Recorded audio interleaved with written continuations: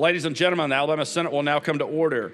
Our prayer today will be delivered by Dr. Gregory Scott. Dr. Scott serves as the pastor of Phillips CME Church in Huntsville and is the guest of Senator Gavan. Let us pray.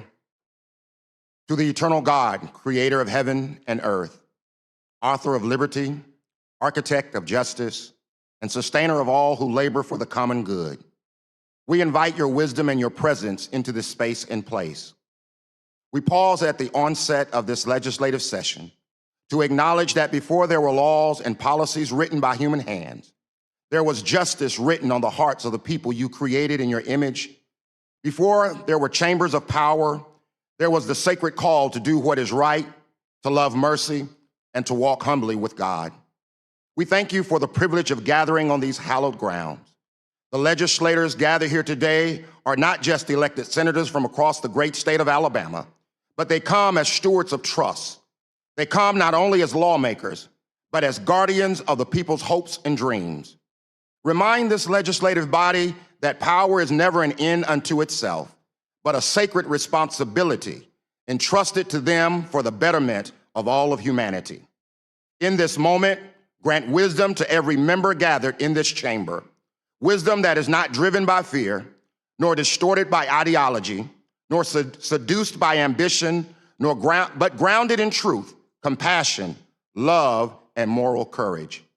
In moments of disagreement, give this legislative body the grace to listen. In times of uncertainty, give this assembly the humility to seek understanding.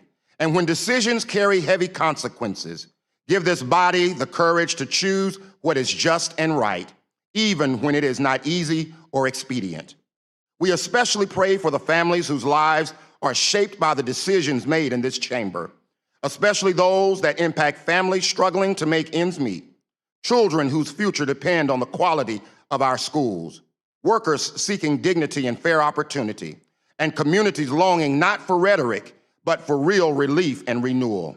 Let this Senate chamber be a place where conscience is not silenced, where truth is not compromised, and where the intrinsic worth and value of every person is honored across race, gender, geography, economics, political party, and religion.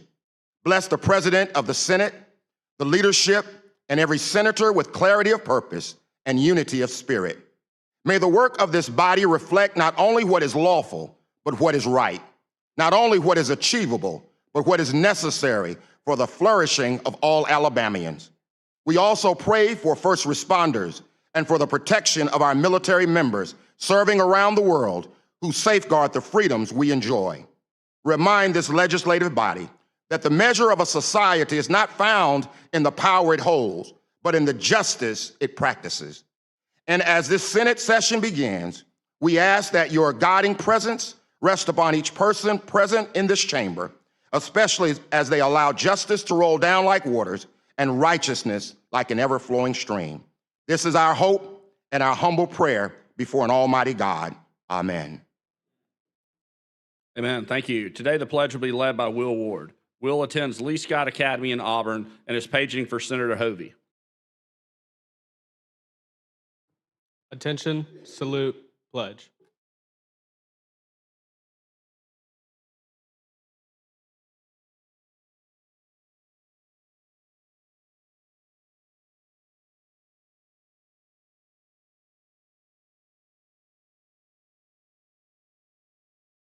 All right, thank you. Secretary, call the roll. Mr. Albritton, Mr. Allen, Mr. Barfoot, Mr. Beasley, Mr. Bell, Mr. Butler, Mr. Carnley, Mr. Chambliss, Mr. Chasteen, Ms. Coleman Madison, Mr. Elliott, Ms. Figures, Mr. Gavan, Mr. Gudger, Mr. Hatcher, Mr. Hovey, Mr. Jones, Mr. Kelly, Mr. Kitchens, Mr. Livingston, Mr. Melson, Mr. Orr, Mr. Price, Mr. Roberts, Mr. Sessions, Mr. Shellnut, Mr. Singleton, Mr. Smitherman, Mr. Stewart, Mr. Stutz, Mr. Wagner, Ms. Weaver, Mr. Williams, Mr. Woods.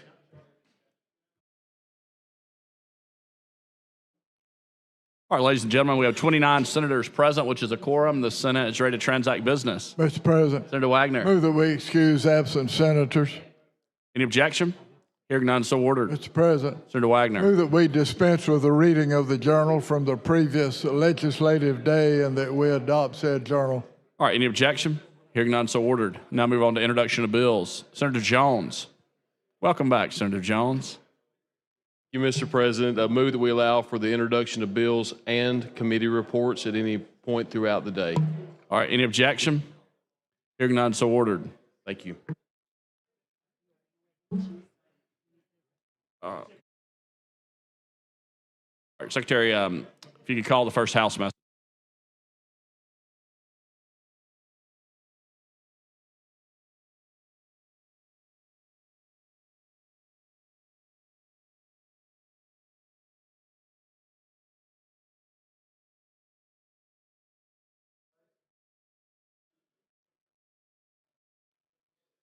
Message from the Speaker.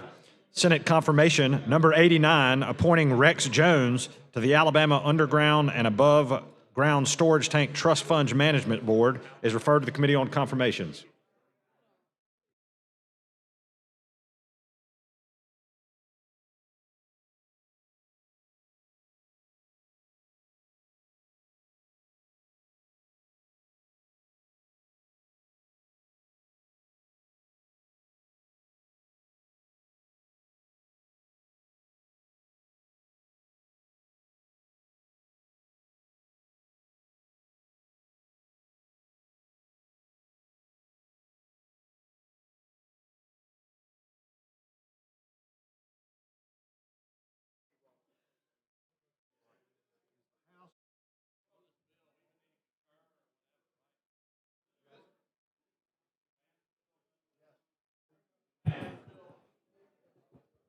Mr. President, we're looking into something right now, so we just want to talk a little bit about what going forward on this. And I believe All right, I'm going to get them to call it up, and then you want to get somebody to speak on it? that'd be great. All right, Senator Chambliss.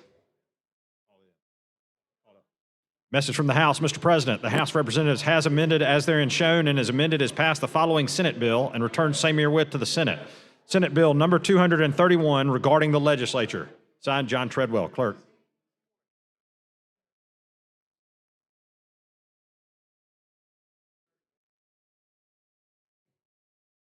Mr. President, I move that we concur with the House changes. All right, using the long roll. Yes, sir. Okay, Secretary, call the long roll. Mr. Albritton. Mr. Allen. Mr. Barfoot. Mr. Beasley. Mr. Bell. Mr. Butler. Mr. Carnley. Mr. Chambliss. Mr. Chastain. Ms. Coleman. Ms. Coleman Madison. Mr. Elliott. Ms. Figures. Mr. Gavan. Mr. Gudger. Mr. Hatcher. Mr. Hovey. Mr. Jones. Mr. Kelly. Mr. Kitchens. Mr. Livingston. Mr. Melson. Mr. Orr. Mr. Price. Mr. Roberts. Mr. Sessions.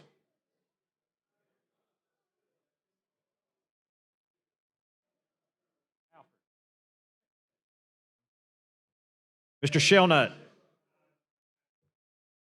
Mr. Singleton.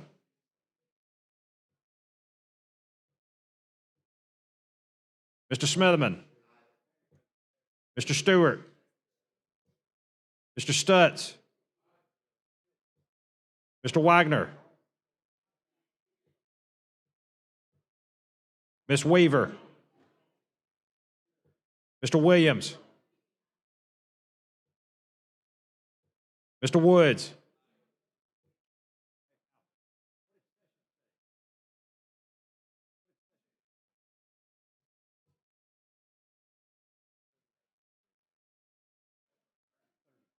Thirty ayes, 0 nays. The Senate concurs on Senate Bill 231.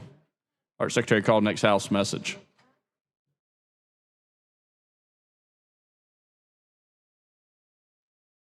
Message from the House. Mr. President, the House of Representatives has originated and passed the following House bill and ordered same sent forthwith to the Senate without engrossment.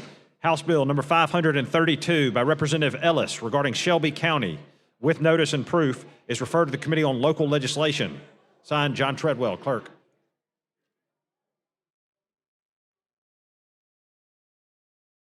Message from the House. Mr. President, the House of Representatives has originated and passed the following House bill and ordered same sent forthwith to the Senate without engrossment. House Bill number 543 by Representative Yarbrough regarding Lawrence County, with notice and proof, is referred to the Committee on Local Legislation. Signed, John Treadwell, Clerk.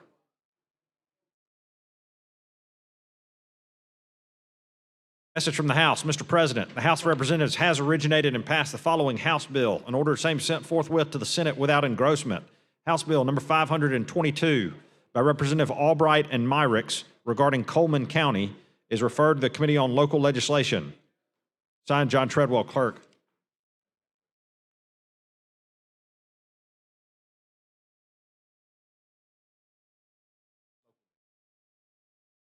Message from the House. Mr. President, the House of Representatives has originated and passed the following House bill and ordered same sent forthwith to the Senate without engrossment. House Bill number 536 by Representative Ream regarding Henry County, with notice and proof, is referred to the Committee on Local Legislation. Signed, John Treadwell, Clerk.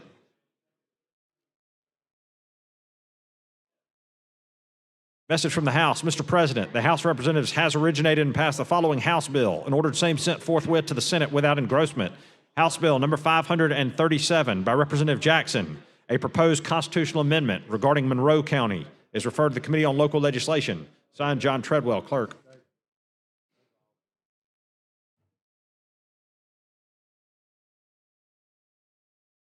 Message from the House. Mr. President, the House of Representatives has originated and passed the following House bill and ordered same sent forthwith to the Senate without engrossment. House Bill number 546 by Representative Yarbrough regarding Lawrence County, with notice and proof, is referred to the Committee on Local Legislation. Signed, John Treadwell, Clerk.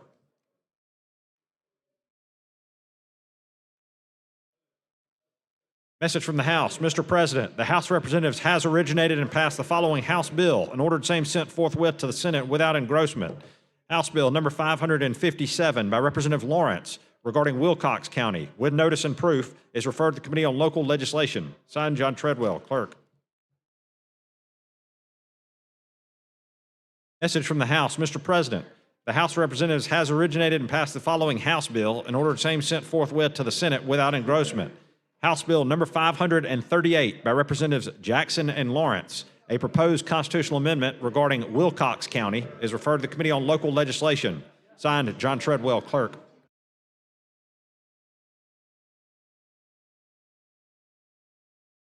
All right, that concludes House messages. Before we go to committee reports, I believe Senator Coleman Madison won't say point of personal privilege, correct? Thank you, sir. You're recognized. Members, I know that it has not escaped you that March is Women's History Month. There are 4 women who serve in the Alabama State Senate, but there are many shoulders that we stand on, and I want to highlight one. First of all, let me say Happy Women's History Month to all the women who work in state government, in particular here in the State House. They really do all the work to make us look good. I wonder how sometimes if they get any sleep, because when we adjourn and gone home, they are here. In particular, coming up in the next couple of weeks, they're going to be here because of the budgets. And they will be here long, many hours. We may get out at 8 o'clock. They may not leave until 12 and 1. So I want to thank all of you, and let's give them an applause for all the work that they do. to support us. I do want to highlight one because this is a person from Alabama. Many of you received this book. It's called Accidental Activists, Changing the World One Step at a Time. It's a book about Mary Ellen Jolly, and I did not know who she was. It's a new person, but let me just read this briefly. Few women have lived the life of a courageous and consequential as Mary Jolly's.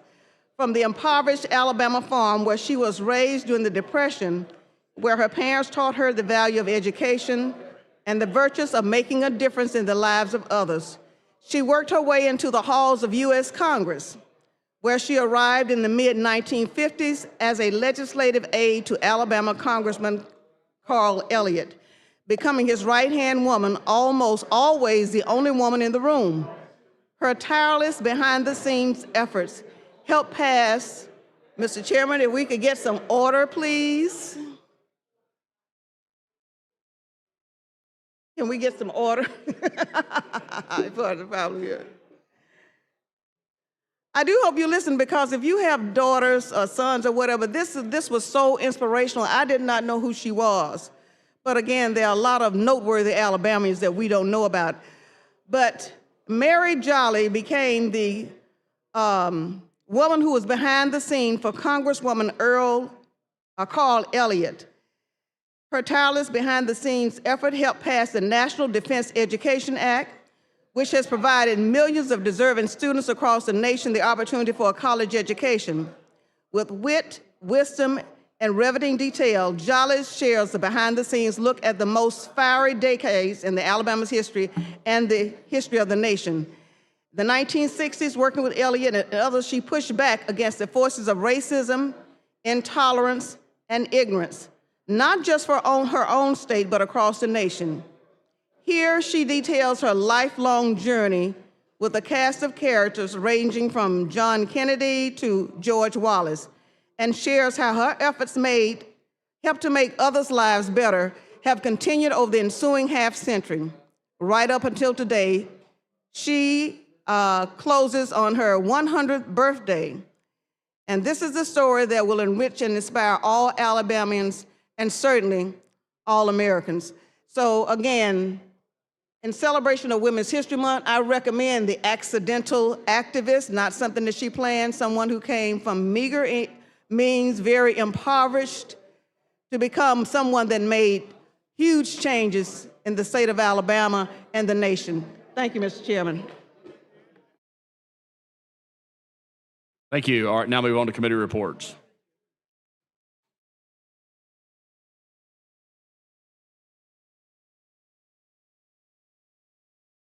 Finance and Taxation General Fund.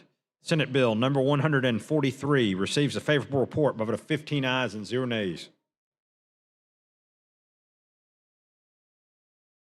From Finance and Taxation General Fund, Senate Bill number 144 receives a favorable report by a vote of 15 ayes and 0 nays. From Finance and Taxation General Fund, Senate Bill number 145 receives a favorable report with substitute by a vote of 15 ayes and 0 nays.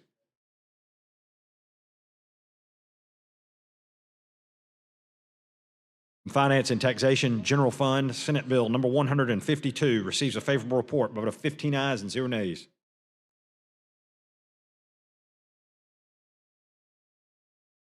Finance and Taxation General Fund, Senate Bill number 153 receives a favorable report by a vote of 15 ayes and 0 nays.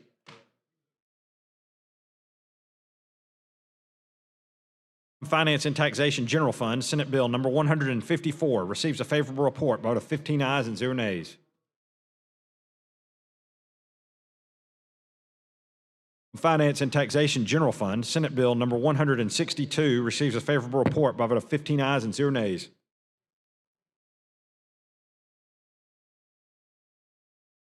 Finance and Taxation General Fund, Senate Bill number 226 receives a favorable report with substitute by a vote of 15 ayes and 0 nays.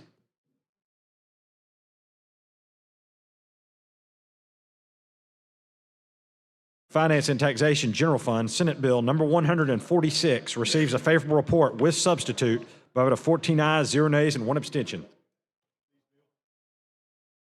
These bills proceed to second read, be placed on the calendar for next legislative day. Secretary called next committee.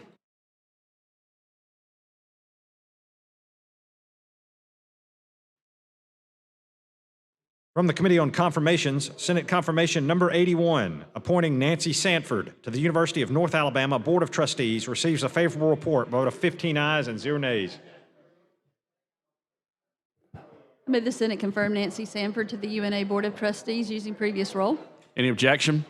Hearing none, so ordered. Mr. Albritton, Mr. Woods.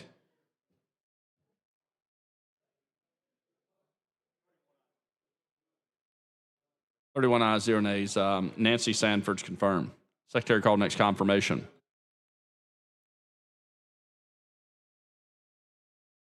From the Committee on Confirmation, Senate Confirmation Number 82, appointing Marty Abrams to the University of North Alabama Board of Trustees, receives a favorable report, vote of 15 ayes and 0 nays. Move the Senate confirm Marty Abrams to the UNA Board of Trustees using previous role. Any objection? Hearing none, so ordered. Mr. Albritton, Mr. Woods. 31 ayes, 0 nays. Marty Abrams confirmed. Secretary called next confirmation. From the Committee on Confirmation, Senate Confirmation Number 83, appointing Jim Page to the University of North Alabama Board of Trustees, receives a favorable report, vote of 15 ayes and 0 nays. Move the Senate confirm Jim Page to the UNA Board of Trustees using previous role. Any objection? Hearing none, so ordered. Mr. Albritton, Mr. Woods. 32 ayes, 0 nays. Jim Page confirmed. Secretary called next that concludes confirmations. All right, any other committee reports? All right, Secretary called next committee.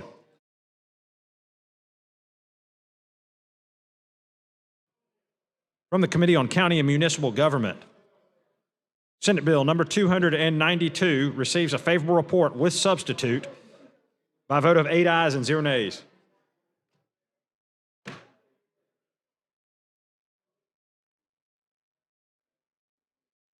From County and Municipal Government, House Bill Number 351 receives a favorable report with 3 amendments by a vote of 8 ayes and 0 nays.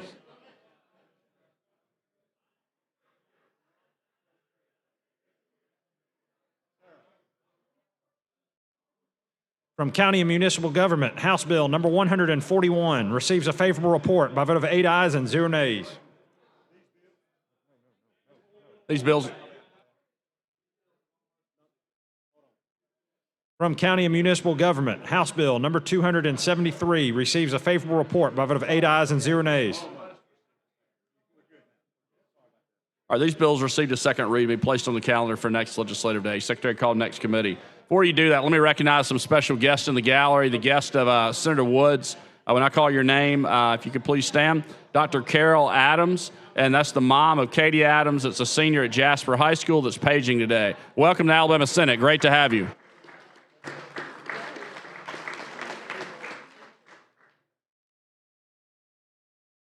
From the Committee on Local Legislation, House Bill Number 504 receives a favorable report.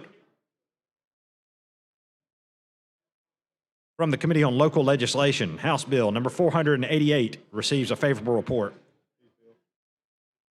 These bills received a second read, be placed on the calendar for next legislative day. Secretary called next committee. From the Committee on Local Legislation, Mobile County, Senate Bill Number 343 receives a favorable report by a vote of 3 ayes and 0 nays.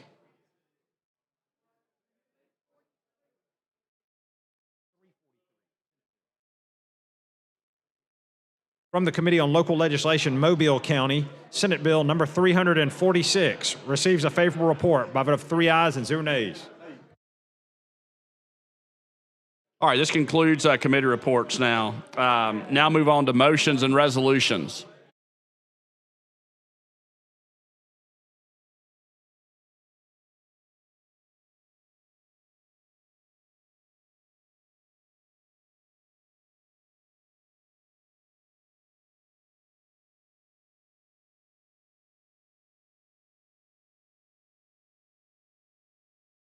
All right, no motions or resolutions? All right, now move on to local bills. Secretary, call the first local bill. On page 55 of the calendar, Senate Bill number 333 by Senator Figures regarding Class II municipalities. BR pending. Mr. President, I move for adoption of the BIR using, well, we haven't had a roll yet. We do have a roll. We do have a good roll. Using previous roll without any objection, please. Okay, any objection? Hearing none, so ordered. Mr. Albritton. Mr. Woods. 32 ayes, 0 nays. The BR is adopted. Secretary, call the bill. On page 55 of the calendar, Senate Bill number 333 by Senator Figures regarding Class II municipalities. Committee amendment pending. Mr. President, I move for the adoption of the committee amendment using previous roll without objection, please. Any objection? Hearing none, so ordered. Mr. Albritton. Mr. Woods. 32 ayes, 0 nays. The committee amendment is adopted. Thank you, Mr. President. I move for final passage of SB 333 using previous roll without objection. Reading it lent to be dispensed with, please. All right, any objection? Hearing none, so ordered. Mr. Albritton. Mr. Woods. 32 ayes, 0 nays. Senate Bill 333 passes. Thanks, Senator Figures. Thank you, Mr. President, and thank you, members of the Senate. All right, Secretary, call the next local bill. On page 55 of the calendar, House Bill number 308 by Representative Shirey and others, a proposed constitutional amendment regarding Mobile County. BR pending. Mr. President, All right, Senator Figures. I'd like to move for the adoption of the BIR using previous roll without objection, please. All right, any objection? Hearing none, so ordered. Mr. Albritton. Mr. Woods. 32 ayes, 0 nays. The BR is adopted. Secretary, call the bill. On page 55 of the calendar, House Bill number 308 by Representative Shirey and others, a proposed constitutional amendment regarding Mobile County. Committee amendment pending. Mr. President, I'd like to move for tabling the committee amendment using previous roll without objection. You want to table the committee amendment? All those in favor say aye. Any opposed? The committee amendment is tabled. Thank you. Mr. President, I'd like to offer an amendment, please. All right, Secretary, read and receive the amendment.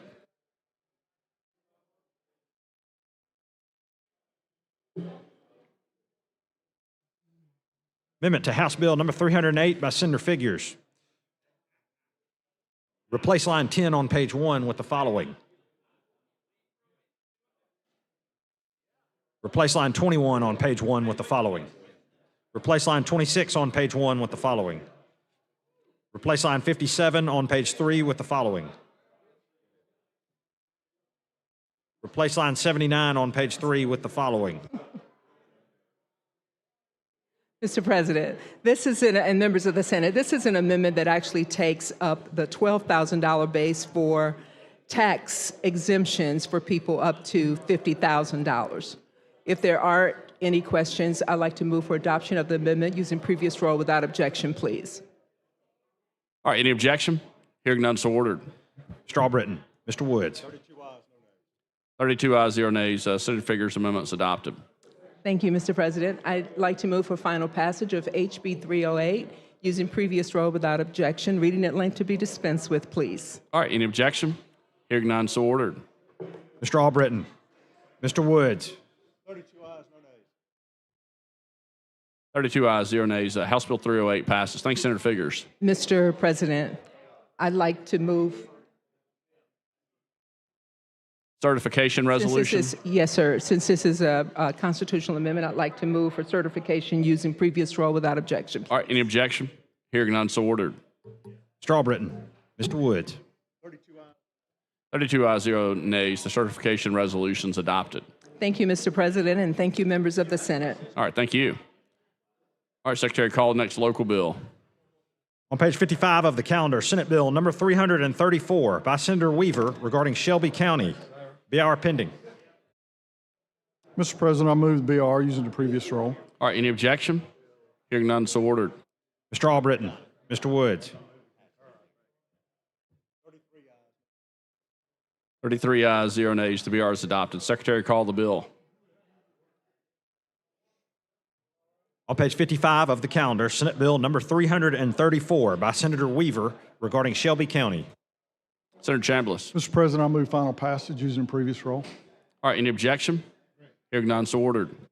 Mr. Albritton, Mr. Woods. 33 ayes, 0 nays. Senate Bill 334 passes. All right. Secretary, call next local bill. On page 55 of the calendar, Senate Bill 339 by Senator Barfoot regarding Crenshaw County. BR pending. Mr. President, I move the BR using the previous roll. Any objection? Hearing none, so ordered. Mr. Albritton, Mr. Woods. 33 ayes, 0 nays. The BR is adopted. Secretary, call the bill. On page 55 of the calendar, Senate Bill number 339 by Senator Barfoot regarding Crenshaw County. Mr. President, I move final passage using the previous roll. All right, any objection? Hearing none, so ordered. Mr. Albritton, Mr. Woods. 33 ayes, 0 nays. Senate Bill 339 passes. All right, Secretary, call next local bill. Page 56 of the calendar, House Bill number 507 by Representative Hammett, a proposed constitutional amendment regarding Covington County. BR pending. Mr. President, I move BR using the previous roll. All right, any objection? Hearing none, so ordered. Mr. Albritton, Mr. Woods. 33 ayes, 0 nays. The BR is adopted. Secretary, call the bill. On page 56 of the calendar, House Bill number 507 by Representative Hammett, a proposed constitutional amendment regarding Covington County. Mr. President, I move final passage using the previous roll. Any objection? Hearing none, so ordered. Mr. Albritton, Mr. Woods. 33 ayes, 0 nays. House Bill 507 passes. Thanks, Senator Chambliss. Mr. President, I move certification using the previous roll. All right, any objection? Hearing none, so ordered. Mr. Albritton, Mr. Woods. 33 ayes, 0 nays. Certification resolutions adopted. Thank you, Mr. President. Thanks, Senator Chambliss. Senator Gudger, you have an executive amendment? Yes, from the governor. All right, Secretary, take the message from the governor.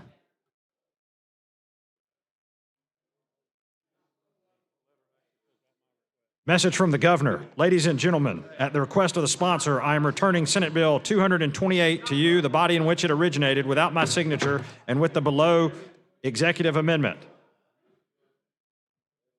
Adoption of the proposed executive amendment will remove my objection to this bill. Respectfully submitted, Kay Ivey, Governor. Mr. President, make a motion to concur with the governor's executive amendment using previous roll without objection. Any objection? Hearing none, so ordered. Mr. Albritton, Mr. Woods. 33 ayes, 0 nays. The Senate concurs on Senate Bill 228. Thank you, Mr. President. All right, Senator Wagner.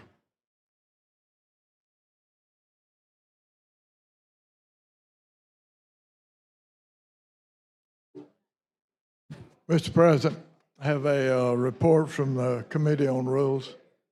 All right, Secretary Reed received the report from the Committee on Rules.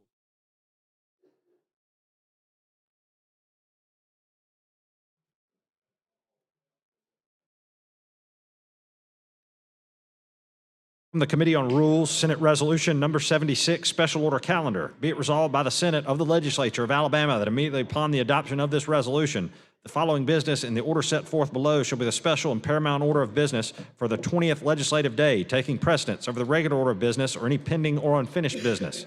On page 32 of the calendar, Senate Bill number 91 by Senator Melson regarding county and municipal authorities. On page 50, Senate Bill number 280 by Senator Wagner regarding the retirement systems of Alabama. On page 53, Senate Bill 181 by Senator Coleman regarding the administrative office of the courts. On page 37, Senate Bill 237 by Senator Singleton and others regarding ethics. On page 46, Senate Bill number 326 by Senators Elliott and Sessions regarding vessels. On page 19, Senate Bill 255 by Senator Gavan regarding quiet title claims. On page 11, House Bill number 77 by Representatives Pascal and others regarding taxation and revenue. On page 11, House Bill 104 by Representatives Blackshear and Witt regarding the uniform disposition of unclaimed property. On page 12, House Bill 110 by Representative Tillman regarding driver's licenses. On page 39, House Bill number 271 by Representative Stringer and others regarding hunting and fishing licenses. On page 54, House Bill 362 by Representative Faulkner and others regarding the National Guard. On page 53, House Bill 332 by Representative Treadaway regarding daycare centers. On page 43, House Bill 429 by Representatives Rafferty and others regarding crimes and offenses. On page 29, Senate Bill 211 by Senator Allen regarding sick leave for education employees. On page 47, House Bill 125 by Representative Collins regarding the Commission on Higher Education.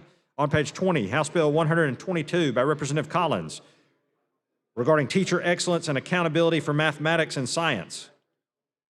On page 33, House Bill number 124 by Representative Collins regarding the Alabama Math and Science Teacher Education Program. On page 5, Senate Bill number 140 by Senator Sessions regarding juvenile proceedings. On page 28, Senate Bill 199 by Senator Kelly regarding sex offenders. And on page 54, Senate Bill 332 by Senators Coleman and Jones regarding firefighters.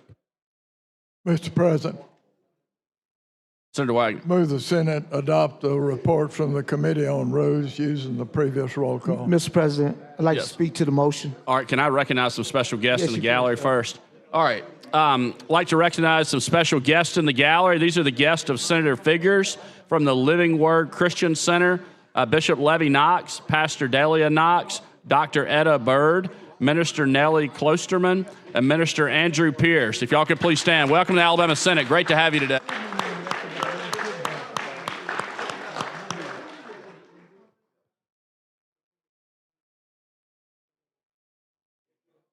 Talk to him. All right, Senator Singleton. Yes, Mr. President. Thank you, Mr. President, for the recognition. And I know I only have a few minutes on this, and I'm going to yield to the gentleman from Jefferson. I know that this is supposed to be a non-controversial calendar, which is being pitched out to be, but I see some controversy here that can lead us here all night if we don't work through some of these bills that are here on this committee. On this calendar. And so I think that when I mentioned about the non-controversial calendar, and it was told to me that, well, which one is it? I said, number one. So if you can't get past number one to get to the rest of them, then the calendar really doesn't mean anything. So I think that we're going to deal with number one. I think there's a couple of other ones down the line that it's a little bit of controversial that we could ask some questions about it. Maybe we get some clarity, then maybe we can move forward with it.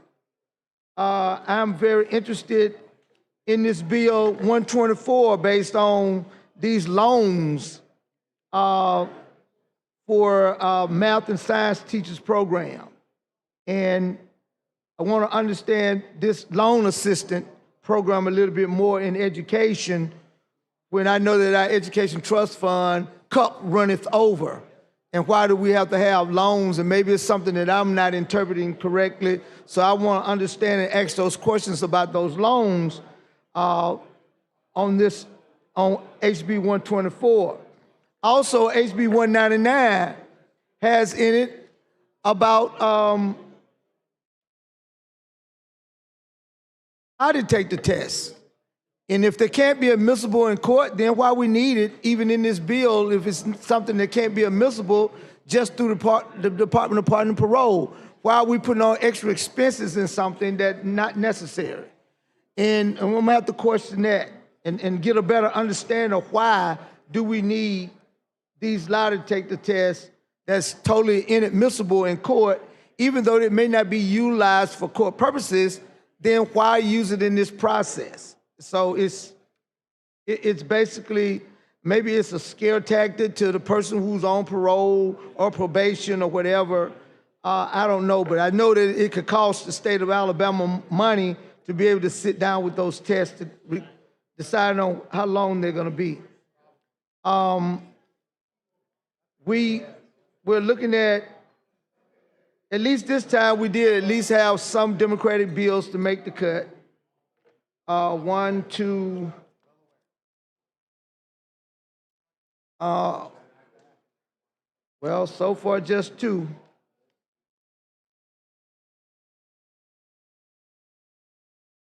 Yes, sir. I'm gonna yield to you one. Yeah. I'm just going to dialogue while you're trying to wait to yield. Yeah, I only see two Democratic bills out of 4 pages so far. you know, I don't know. I'm gonna yield to the gentleman from Jefferson to speak. I don't know. May I be recognized? Oh, yeah, absolutely. How much time we have? I don't know. Let me check and see. 13 minutes. They said 13, Governor. Okay. The thing, let me tell you first, let me say this. And the body, I'm really talking to the body. Senator Smithman, I got a question. Can I ask you something? Yes, sir. You can ask me anything. Well, Winona won the state championship like 100-40. You weren't kidding about them being the best team. They beat everybody they played by 30 or more points. Yeah, amazing. But listen anyway, at I didn't this. mean to interrupt, get you off the camera. I I just saw that. This is not a consolation because losing is not a consolation, period. But they beat everybody they played by 30 or more points. Even the state, everybody by 30 more points. They beat us by 2. And we had the shot to beat them on the 3. Now, everybody said that whoever won in the region against us was going to win the state. And I saw that when I went there because we could have beat either one of those teams, you know. We could have beat either one of those. Y'all know, you're going to hear Mr. this. President. Go right on, figures. Senator. I just want to yield make you. one teeny tiny correction, Senator Smitherman. Okay.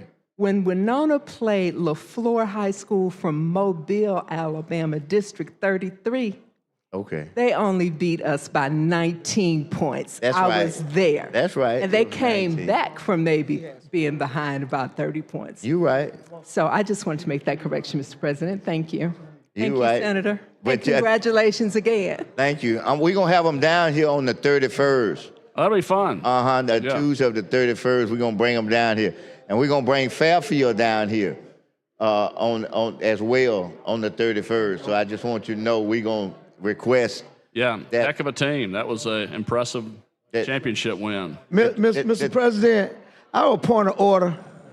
Does your time asking questions count against my time?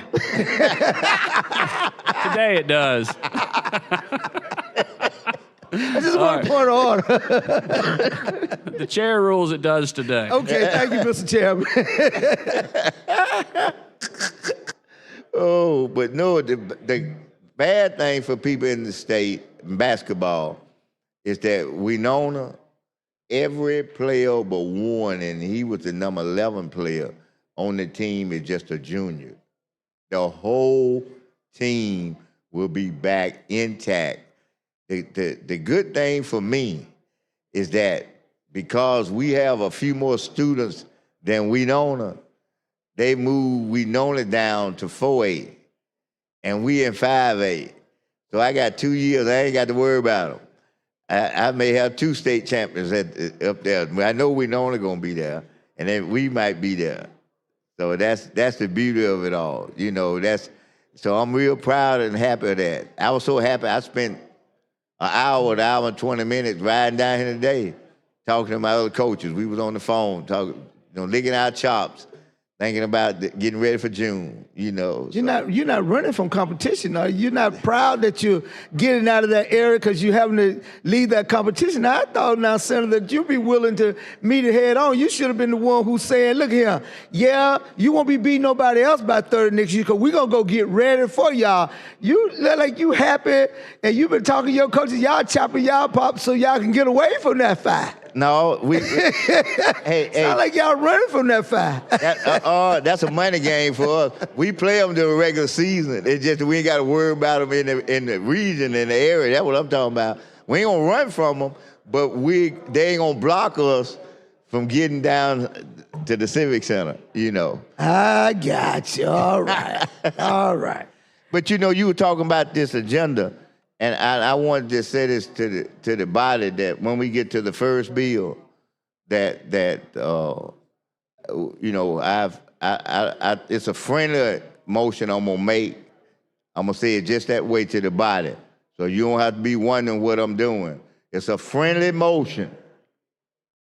You can talk to the sponsor. It's a friendly motion, and I'm gonna move just to carry it over to call the chair. So that's gonna kind of get us off center or off that for right now. Okay? So I thought you need to know that.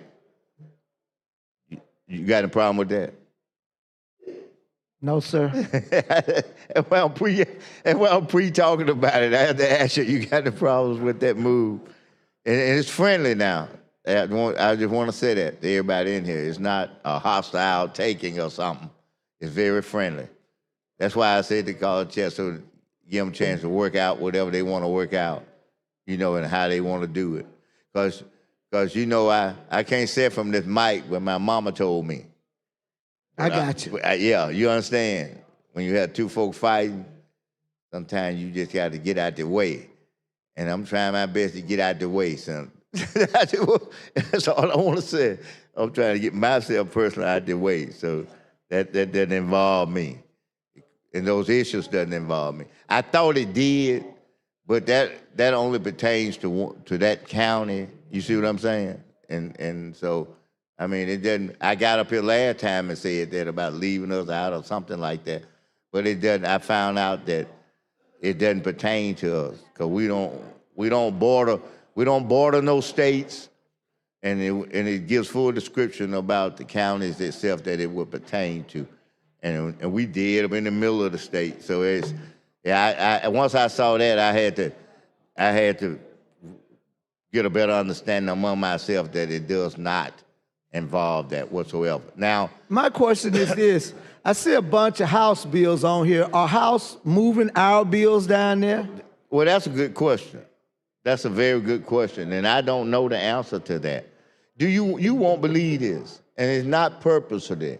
I'm telling everybody, it's not purposeful, and I'm gonna change this. It's not gonna stay this way. But you know, I have not been to the House this session. Neither have I. When they was in session, I have not been down there not one time. Neither have I. Not one time. So I don't know if they really moving our bills or not. You know, so but I am planning on going down. I might go down there today. We get on a good road. You know, you went the previous road. Yeah. I can still vote for it, but I'll be down there. You know, so I'm thinking about I might just go down there and visit them. Not any one representative, just kind of roam around down there to see what they're doing. So you see this calendar as a previous road calendar? Well, I see it, most of it is, but the issues that you said still is a concern. Right. You know, it's the one thing, this is the one thing I think that it's unfortunate, but it's fortunate, is that the fortune part, we supposed to have a third on the calendar. Now, let me tell you how we used to deal with that. I know what probably would be a response, so I'm going to give you how we dealt with it, okay? Yes, sir. Not the response to what I said about the third, but that even back then, if we had, I'm gonna just say it this way, if we had 40 bills that need to be heard, kind of like this calendar, it ain't 40, but it's a lot of them. 40 bills need to be heard. Because of a third of them should be the minorities, and we was in the majority then, because the third should be a minority of the bills. You know what that meant? We could only put 30 as a calendar, because a third of 30 is 10.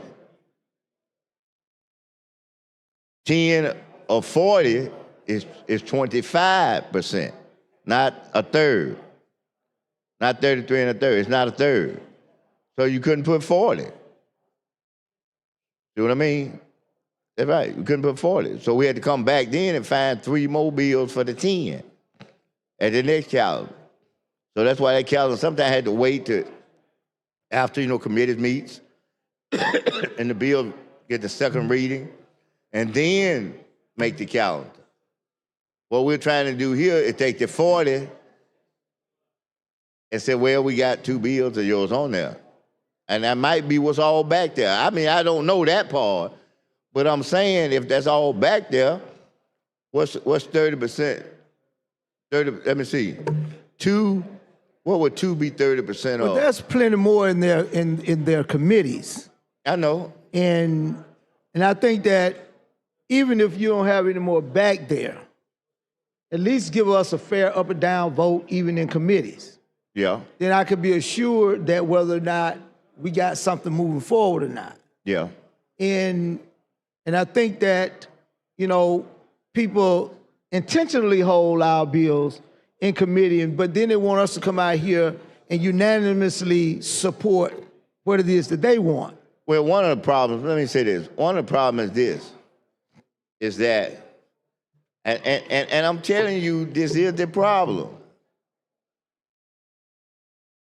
One of the problems is one of the inherent problems that I say you and I, because I'm just talking about us, but it pertains to other people too.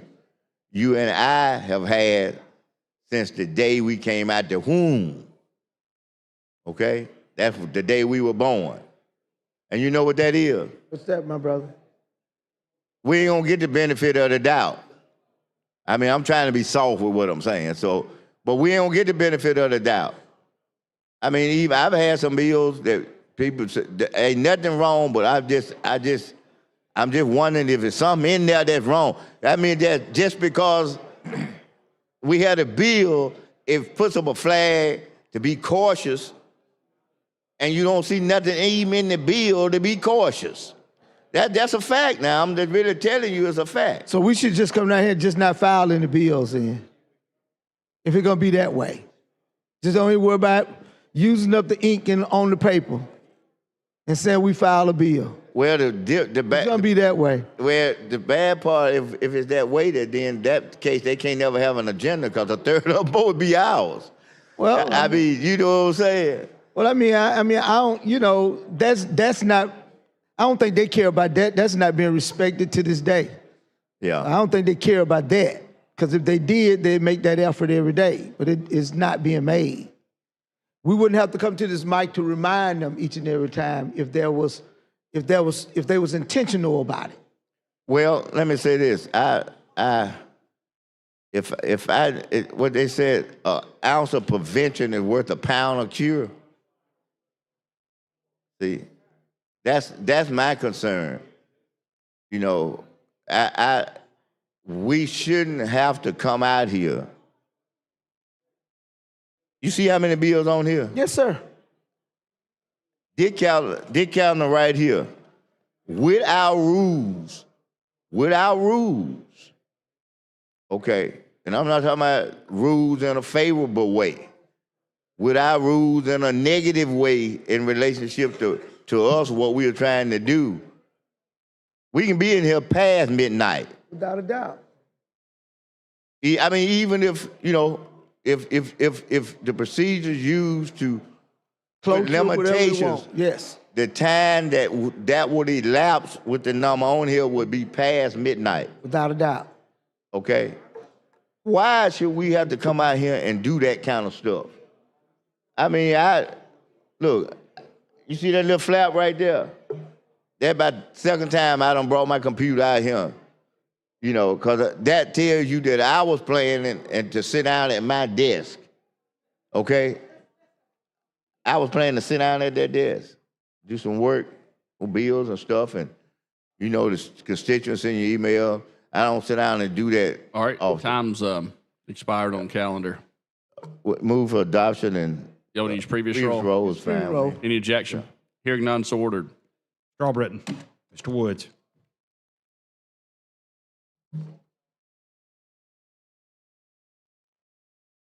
Thirty-four ayes, 0 nays. A special order calendar is adopted. Secretary, call the first bill. On page 32 of the calendar, Senate Bill number 91 by Senator Melson regarding county and municipal authorities. They are pending. All right, Senator Melson. Mr. President, if it's appropriate, I'd like to move to carry it over at the call of the chair. All right, any objection? Hearing none, so ordered. Senate Bill 91 is carried over, call of the chair. Okay. All right, Secretary, call the next bill. On page 50 of the calendar, Senate Bill number 280 by Senator Wagner regarding the retirement systems of Alabama. The are pending. Senator Wagner. Mr. President, move adoption of the BR using the previous roll. All right, any objection? Hearing none, so ordered. Strawbritton. Mr. Woods. 34 ayes, 0 nays. The BR is adopted. Secretary, call the bill. On page 50 of the calendar, Senate Bill number 280 by Senator Wagner regarding the retirement systems of Alabama. Committee substitute pending. All right, Senator Wagner. Mr. President, move adoption of the substitute using the short roll. All right, any objection? Hearing none, so ordered. Mr. Albritton, Mr. Woods. 35 ayes, 0 nays. Committee substitutes adopted. All right, Senator Wagner. Thank you, Mr. President. Senate Bill 280 is a Senate bill that came out unanimously in the Education Budget Committee. And what it does, currently state employees and teachers can purchase credit for other public service except service to the federal government. This bill closes that gap. Employees will pay the full actuarial cost as determined by the retirement system's actuary. There is a substitute that was unanimously adopted in the committee, and Mr. President, I move adoption of the committee substitute. Was that used previous roll? Final passage? Wait a minute. This final passage of the adopting the sub? Move final passage as substitute. Final passage. Could I just be recognized? You can. Okay. Senator, let me say the first thing, which is a good thing, then I got a question, okay? I'm one of them people that believe in seniority has privileges. So you have privileges. You are the senior. I'm the junior senior. I'm the junior senior. So I got baby privileges. I got some baby, but they baby. Okay. What I want to ask is this. I wonder, I'm not going to do it, but I'm just a conversation, for conversation. I'm wondering if we can get in on this little bill. Your bill. Can we get on this bill like a train and ride with it? Sure. I'm talking about legislators. Yeah. We ought to be allowed to purchase some retirement or something. I would vote for your bill if you introduce it, okay? I appreciate that. We ought to be able to do that. I mean, this is a clear example. I ain't gonna be but a minute. I'm gonna let you pass your bill. This is a clear example, y'all, what I was telling you, is that we punish our own self just because we legislators. I mean, these people here, what we doing for them? They can purchase their retirement. I mean, they state employee. Are we not? Well, a part of full-time state employee. Are we? Somebody, I'm asking a question. Are we? Are we considered state employees? Okay. Well, then, I mean, why we can't tag one word on here said, and legislators? Purchase. I ain't talking about nobody giving us nothing. I ain't talking about nobody giving us a thing. Let us purchase some time so we can set up a little retirement. Yeah, I don't see why not. I mean, is it who think that that's wrong? If y'all think that that's wrong, come up to the mic, and I'll yield this one and let you talk. So when we gonna stop punishing our own selves by saying we shouldn't get something that we provide for any other employee of the state of Alabama and any other citizen? That's right. Well, that's right. When we gonna start doing that? I know. Now I know that I ain't gonna. Let me tell y'all something, and I'm gonna yield. I know I ain't gonna get many amens at the mic right now, because I know what time of year this is. I know where we are. So I ain't gonna say nothing else about that, because I'm not here to create a problem. I'm here to try to stimulate your mind to think about the fact that we ought to do something for ourselves. Long time, but not as long as him. See, that's why I said he privileges. Yeah, so I want y'all to think about that. Y'all got between now and next, when we go in February next year. You got between now and February to think about what I just said. I'm gonna be back now asking the same question. I ain't gonna ask no more this year, because I don't want nobody to be concerned. I know y'all got elections. But after this year, I'm gonna be asking y'all to come to the mic and let's have a conversation at least conversation to see how we can get to that point. Okay? All right, so I yield back to the senator. All right. Your motion was final passage using previous roll. Using previous roll. All right. Any objection? Hearing none, so ordered. Strawbritton. Mr. Woods. 35 ayes, 0 nays. Senate Bill 280 passes. Thanks, Senator Wagners. Our secretary called next bill. On page 53 of the calendar, Senate Bill number 181 by Senator Coleman regarding the Administrative Office of the Courts. BR pending. Thank you, Mr. President, for the recognition. So I need to, hopefully, procedurally, I do this correctly. Senate Bill 181 has a companion bill in the House that is also positioned to, no, don't do it today? Get my BIR first? Okay, all right. Move adoption of the BIR using previous roll with no objection. All right, any objection? Hearing none, so ordered. Strawbritton. Mr. Woods. 35 ayes, 0 nays. The BR is adopted. Secretary, call the bill. On page 53 of the calendar, Senate Bill number 181 by Senator Coleman regarding the Administrative Office of Courts.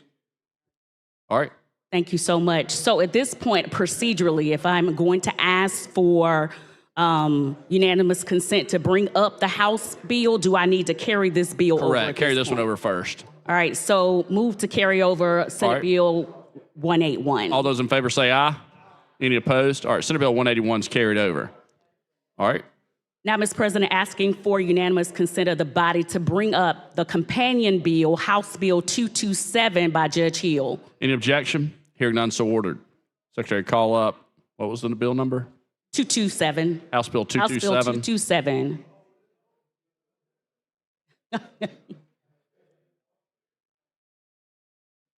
On page 41 of the calendar, House Bill number 227 by Representative Hill regarding the Administrative Office of the Courts. BR pending. All right. Thank you. Move adoption of the BR for House Bill 227 using previous roll without objection. All right. Any objection? Hearing none, so ordered. Strawbritton. Mr. Woods. 35 ayes, 0 nays. BR is adopted. Secretary, call the bill. On page 41 of the calendar, House Bill number 227 by Representative Hill regarding the Administrative Office of Courts.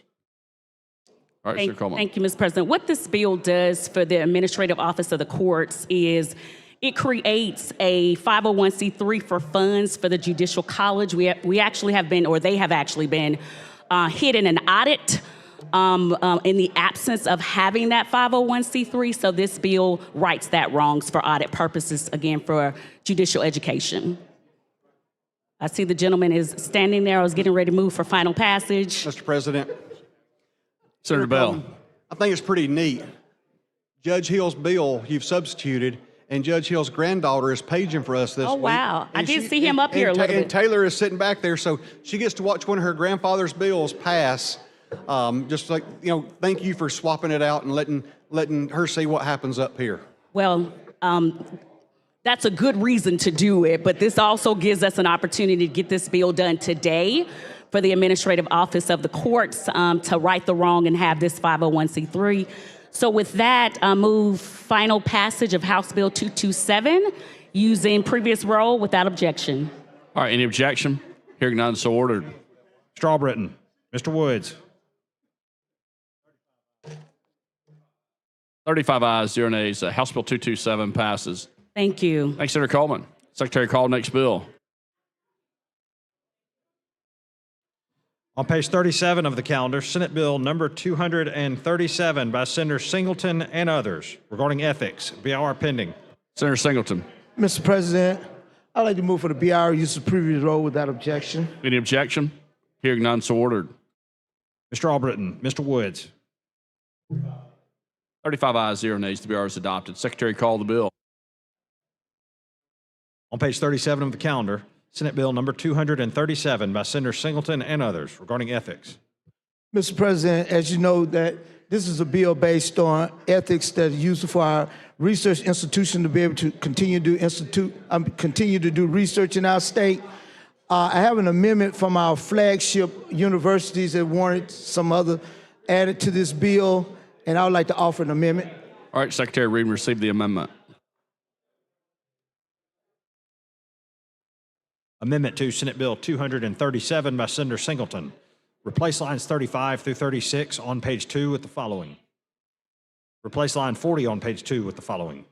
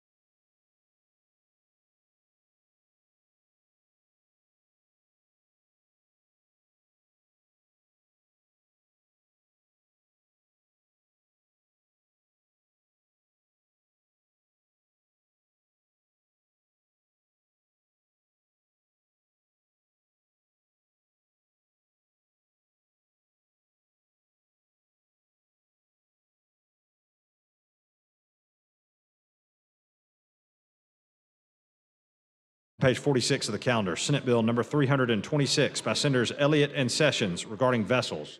BR pending. Mr. President, Senator Elliott. move adoption of the BIR using the previous roll without objection. All right, any objection? Hearing none, so ordered. Strawbritton. Mr. Woods. 35 ayes, 0 nays. The BR is adopted. Secretary, call the bill. Page 46 of the calendar, Senate Bill number 326 by Senators Elliott and Sessions regarding vessels. Mr. President. Senator Elliott. Thank you, members. This deals with giving ALEA rulemaking authority over anchoring and mooring of vessels. And if there are no questions, I'd move third reading and final passage of Senate Bill 326 using previous roll without objection. Any objection? Hearing none, so ordered. Strawbritton. Mr. Woods. 35 ayes, 0 nays. Senate Bill 326 passes. Thank you, Senator Elliott. Secretary, call next bill.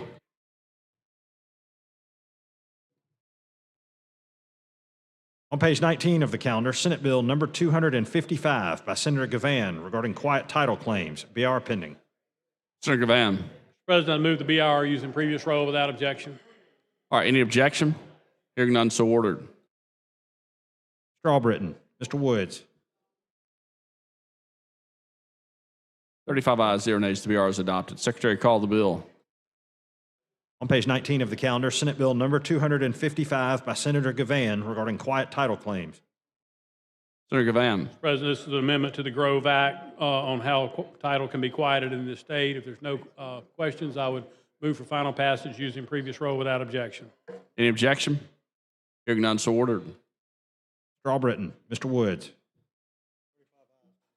35 ayes, 0 nays. Senate Bill 255 passes. Thanks, Senator Gavan. Thank you, Mr. President. All right, Secretary, call next bill.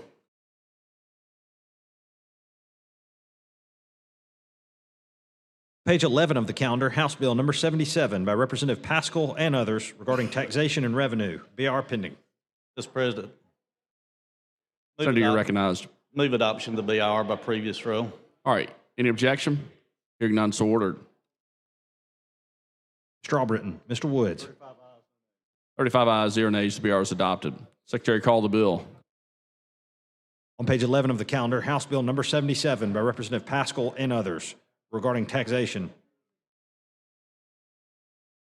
Mr. President, what this bill does is those that are 65 and older and are due to permanent total disability, including disabled veterans with 100% disability rating, are exempt from all state and ad valorem taxes.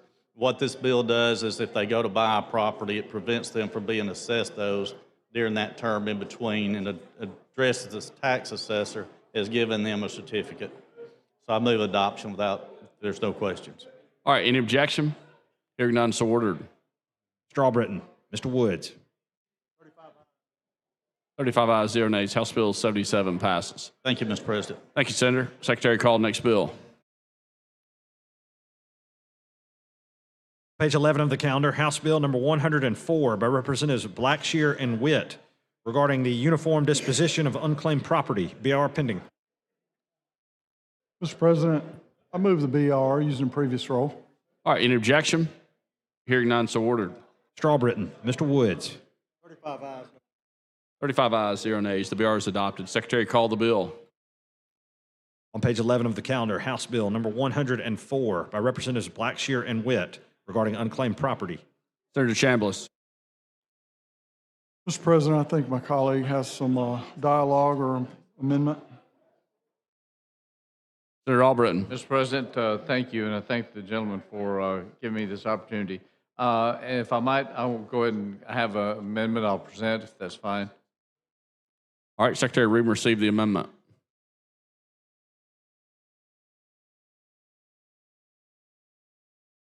To House Bill 104 by Senator Albritton. Replace line 460 on page 17 with the following. President, may. Senator Albritton. This simply is an amendment to create an annual report to be made in regards to this by the Treasury to us, I guess, in the form to give us an information of what's going on and how we can keep up track of these matters. And with that, I'd move for adoption of the amendment using previous rule without objection. Any objection? Hearing none, so ordered. Strawbritton. Mr. Woods. 35 ayes, 0 nays. Senator Albritton, amendment's adopted. Thank you. All right, Senator Chambliss. Mr. President, I have an amendment. All right, Secretary Reed received the amendment.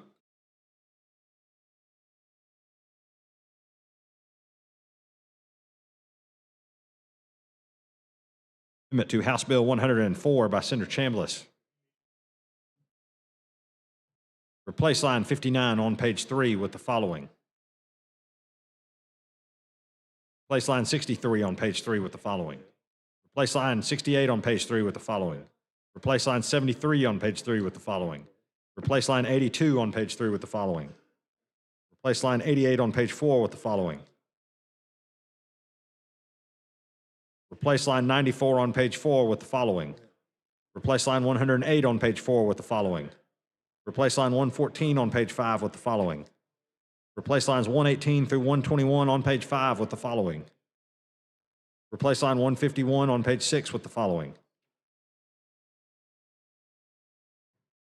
Replace line 154 on page 6 with the following. Replace line 156 on page 6 with the following. Replace line 160 on page 6 with the following. Replace line 162 on page 6 with the following. Replace line 263 on page 10 with the following. Replace line 456 on page 17 with the following. Replace line 523 on page 19 with the following. Mr. President, as you can imagine, with an amendment like that, there's been a lot of collaboration, and with that, I would move adoption of the amendment using the previous roll. Any objection? Hearing none, so ordered. Strawbritton. Mr. Woods. 35 ayes, 0 nays. Senator Chambliss, amendment's adopted. All right, Senator Chambliss. Mr. President, I move final passage using previous roll. All right, any objection? Hearing none, so ordered. Strawbritton. Mr. Woods. 35 ayes, 0 nays. House Bill 104 passes. Thanks, Senator Chambliss. Thank you, Mr. President. Secretary, call next bill.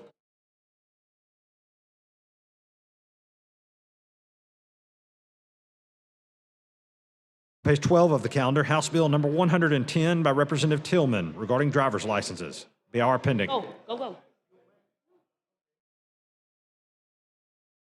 She's trying to take your spot. No, it's her rep, but it's my student.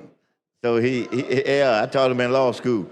So he asked if I would kind of work with the bill. I know he probably asked her, but I just trying to keep my word to him.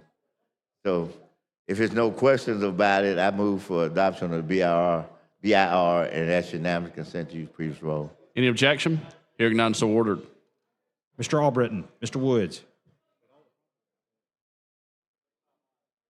35 ayes, 0 nays. The BR is adopted. Secretary, call the bill. Page 12 of the calendar, House Bill number 110 by Representative Tillman regarding driver's licenses. Committee amendment pending. Mr. President, I move for adoption of the amendment, use unanimous consent, use previous roll. Any objection? Hearing none, so ordered. Mr. Albritton, Mr. Woods.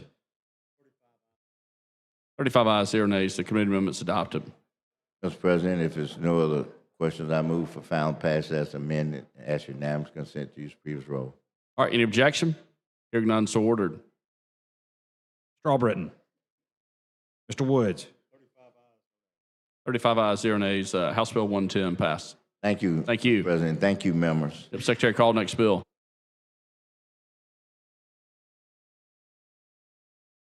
Page 39 of the calendar, House Bill number 271 by Representative Stringer and others regarding hunting and fishing licenses. PR pending. This your man? Stringer yours? Oh, go right on. I'm trying to take it from nobody. President. Senator Woods. I move for the BIR using previous roll without objection. All right, any objection? Hearing none, so ordered. Mr. Albritton, Mr. Woods. 35 ayes, 0 nays. The BR is adopted. Secretary, call the bill. On page 39 of the calendar, House Bill number 271 by Representative Stringer and others regarding hunting and fishing licenses. Senator Woods. Thank you, Mr. President. This bill creates a lifetime hunting and fishing license for permanently disabled residents here in the state of Alabama, removing barriers that allow them to get into the great outdoors. There's no questions. Could I be recognized? You're recognized. It's really no questions. I'm gonna just tell you that. And so I'm trying to pre-tell people stuff. So they, you know, and I'm gonna tell you why before I tell you what I'm gonna tell you. It's because of what you heard me say earlier. Sometimes people just don't give me the benefit of the doubt. So I now figured out I just got to give explanations. So they can understand versus then they eventually start saying, oh, he probably, then I'm working to get the benefits of the doubt sometime. Okay, so the real reason why I'm standing up here, and not the last bill, but I'm standing up here, is because they trying to work something out on some bill, and they say they need some time. See, I'm just telling y'all the truth, so y'all gonna know what's going on. You be wondering, what do you feel about it? I'm just telling you why I'm here. You know, they saw me walking around, not having nothing to do. I mean, really, I'm in here, I ain't got nothing to do, got tennis shoes on. Y'all got some pretty good bills on the agenda, other than the fact we don't have enough of them on there. Now, that's a fact. But other than that, I mean, these are pretty good bills. I'm gonna tell everybody in here, these are, I done looked at them, and all of them, and they pretty good, and in fact, where's the senator from Baldwin County, the one that had to bill with the vessels? Is he in here? He's not in here now. You know, we can't call names, you know, that's why I had to describe him. He's not in here, but I'm just gonna show you what I mean why it's a good calendar. He and I talked, I'm trying to think what time that was. That was about 1:15 this evening. He and I talked at a little get together, and he explained everything to me like that. So I knew, that's all I'm saying. You know, it just, I don't have no problems with them, but they said it won't time. I told them you and I talked earlier this evening in the office and everything about this stuff, you know, so I was just telling them and so you and I talked the other day. So I'm just saying that it's one of them days that I don't have a lot to do. You know, you come in here ready to go, you know, and then, you just, everything understandable and good stuff for people, in the area like y'all, you carrying that good. And so we can talk about hunting. I had one little concern, another little concern, and the general fund chair just came up here and put a good amendment on and, kind of clarify some things. And I mean, I was just sitting there and said, man, it's just one of them days, things just seem to be rolling real good. And great day. And so that's why I said to you when you walked by, I said, okay, we'll go on. And from the time you started, then I hear that they trying to work on something and they kind of need a little time. And So we're not gonna stay too long on this one because we got a lot more on here. That's right. They're trying to get them to that point, whatever the. I want to help. Look, they didn't even tell me what they working on. Now that's how, that's how they just said that. Look, we working on trying to work out this bill. I forgot to even ask what the number was. It's probably something good for you. No, no, it ain't nothing to hurt me, but I don't think it's anything for me, you know. Let's hope so. But now, since we said that, I do want to say something that probably, for some of your constituents, probably would be for you. And that's HB, I think it's 4. HB 4. That's that bill that deals with that broadband out in the rural areas. And right now, it's stuck in my good friend committee right here. It's stuck. You know who filed that bill? Who? Me. Oh, you see, so you know what I'm trying to say. Back when I was in the House. Yes, sir. Now you see. Good bill. You see why I'm talking about it. This is the second time I've been talking about it. And I'm glad you said that because I want people to know that this is strictly for rural Alabama. Mobile, no. Montgomery, no. Birmingham, no. Huntsville, no. Maybe Tuscaloosa, I don't know, because they're in the Big Ten, so they might be no or might be yes. No, probably no, because they got that university. And I'm pretty sure that they can bring in with all them, you know, dishes and everything, whatever they want to bring in, fiber, because you know the university got the top of the line. You know, and they should. Some of our flagship universities like Auburn, University of Alabama, you know, they should have the top of the line. UAB, they should have the top of the line. So that's one of the reasons probably why I'm sure we have a few people in a few pockets, but we talking about this bill gonna take care of the slack. It's the last mile. The last very one. last, folks. That's right. Yeah, and so that's why I'm trying to talk it up because I'm for it. I appreciate that. Yeah, I'm for it. See, I tell people I had a chance to have the best of both worlds in that I grew up in rural Alabama and I'm living in urban Alabama. So I had a chance to appreciate both of them. And I call rural Alabama God's country. It is. I mean, you don't hear no bunch of sirens, fresh air. You know, it's so quiet, you can hear the crickets at night when they are talking. And if you stay close to water, you hear the frogs. You know, so love it. Go out and go to one of them little streams, go to a little small river, you can fish. And Lord, when it bags up and those carps come down those streams, you can catch a fish about as big as this thing right here. Hey, that's why this bill's so important, so these folks can get out and enjoy those hunting and fishing opportunities too that you're talking about in rural Alabama. That's right. Yeah, my backyard. That's right. Oh, I love it. I used to go crappie fishing, you know, especially we patrolled on the boat, slow patrol on it. A lot of fun. Oh yeah, I never did do a lot of deep sea fishing, but I didn't want something to grab that hook and snatch me in the water. That's what I was worried about, them big old fish. And see, you can't overpower them. You can't overpower them because they just too strong. You know, so you have to kind of ride them till they get tired. Right. You know, they're gonna work you to death. But you know, cause see, when I first started going to conferences, you know, in my spare time, you know, cause the conference that's out at 3 o'clock. You have some evenings. I used to just do the fishing. So I started playing some golf. You know, I used to just do fishing. And so I'd go on all the little excursions and fishing things like that. And see, I grew up near a lake as a kid. So early Saturday mornings, you know, before I have to cut the grass and do all this home chores, I get up like 5 and 6 and I already have my little crickets and my little red worms. And then I have my artificial lures, and I'd go fishing. Now I stayed about 10 to 10:30, 11. If I'm hitting, I'm gonna stay about 12. And you know, one of the things about fish, when it gets warm, then they're gonna go deeper, you know, into the water. And so we have to take the lead You ever seen them little hanging leads? Oh, yeah. Different weights.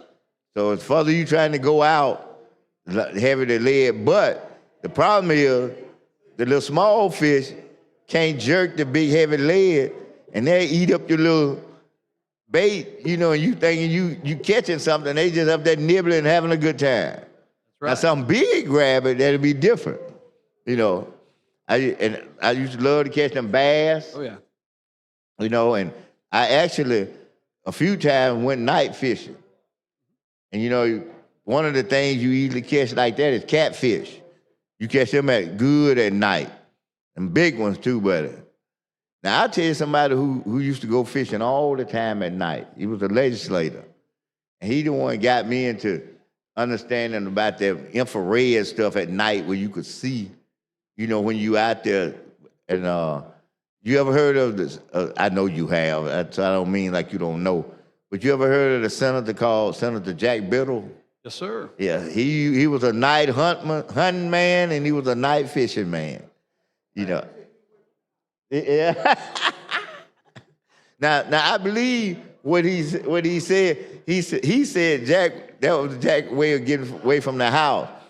Now, only reason I believe that because if you knew Jack's wife, and we knew each other, Jack and I was friends and family. If you knew her, his wife was about that tall. And you know what the name that he gave to his wife? What's that? She who must be obeyed. He was a very smart man. Yes, sir. He'll tell you the heartbeat. Her name is She Who Must Be Obeyed. Yeah, but My wife would like that name. You know, I use listening right now, so she can have it if she wants it. Did you say she what now? She's probably watching right now. Oh yeah, oh yeah. now mine is listening.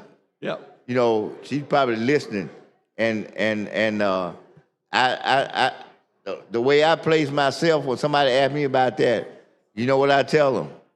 I said, just remember one thing about me, and they said, what's that? I said, I ain't confused. I'm not confused. Oh, that is.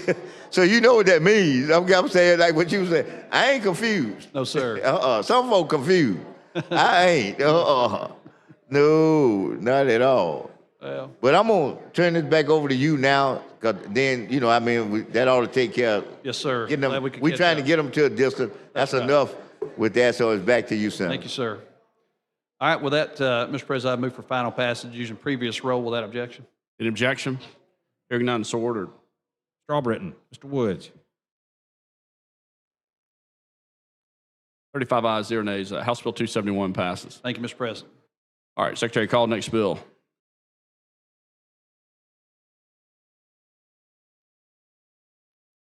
On page 54 of the calendar, House Bill number 362 by Representative Faulkner and others regarding the National Guard. BR pending. Mr. President, Senator Smithman. if the senator don't mind, I'll make this move and then I'll give it back to you. Don't go nowhere. It's just one of my good reps in Jefferson County. One of your good ones. In Senate District 18, he really one of mine. He's my district. So I'm going to move for adoption of BIR and ask unanimous consent to use the previous role. All right, any objection? Hearing none, so ordered.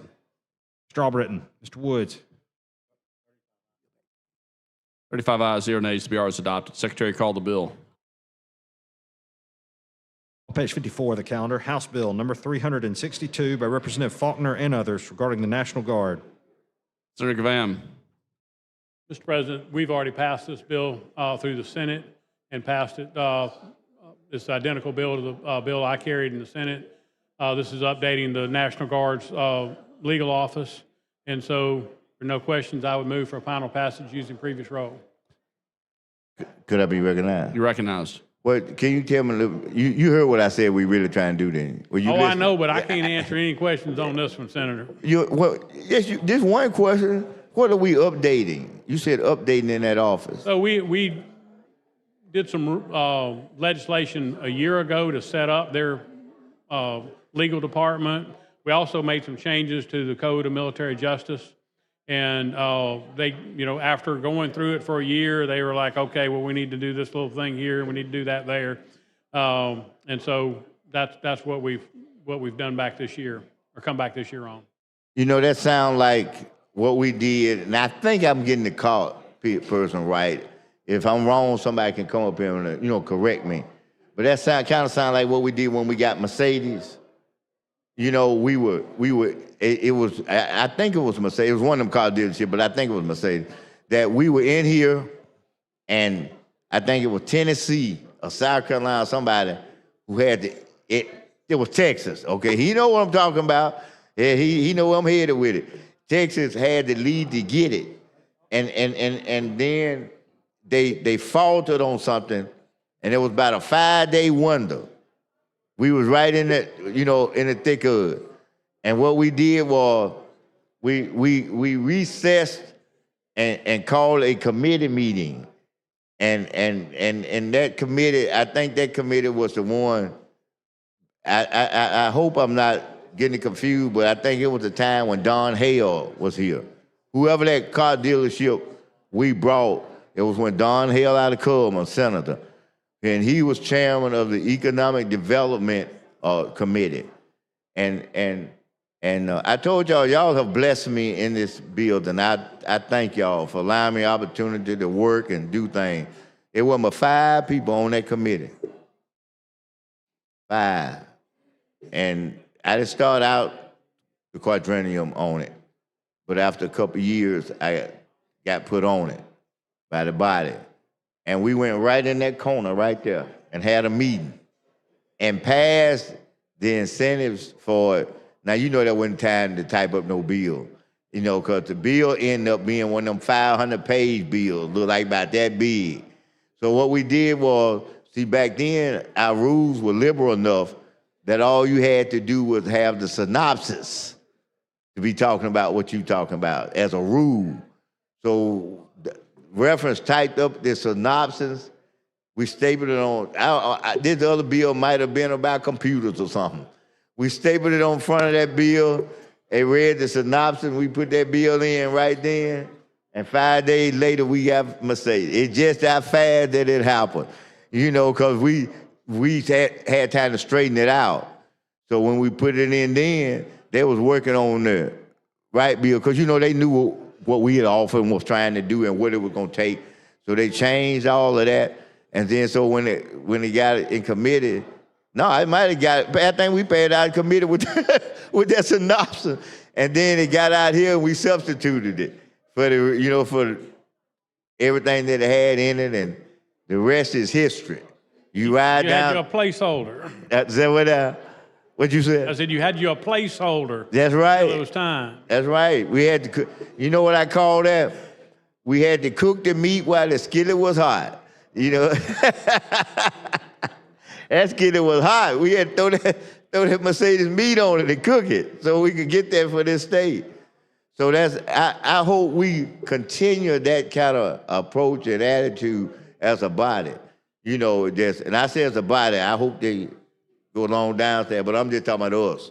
We see a door open like that and an opportunity, then, all of us need to come together to do that, because it's a win-win-win. Governor Folsom spoke to my Rotary group not too long ago and had very interesting stories to tell about that. It's one of those many things I wish I could remember all the details, but it was delightful hearing about all the different things that happened to hook those guys in.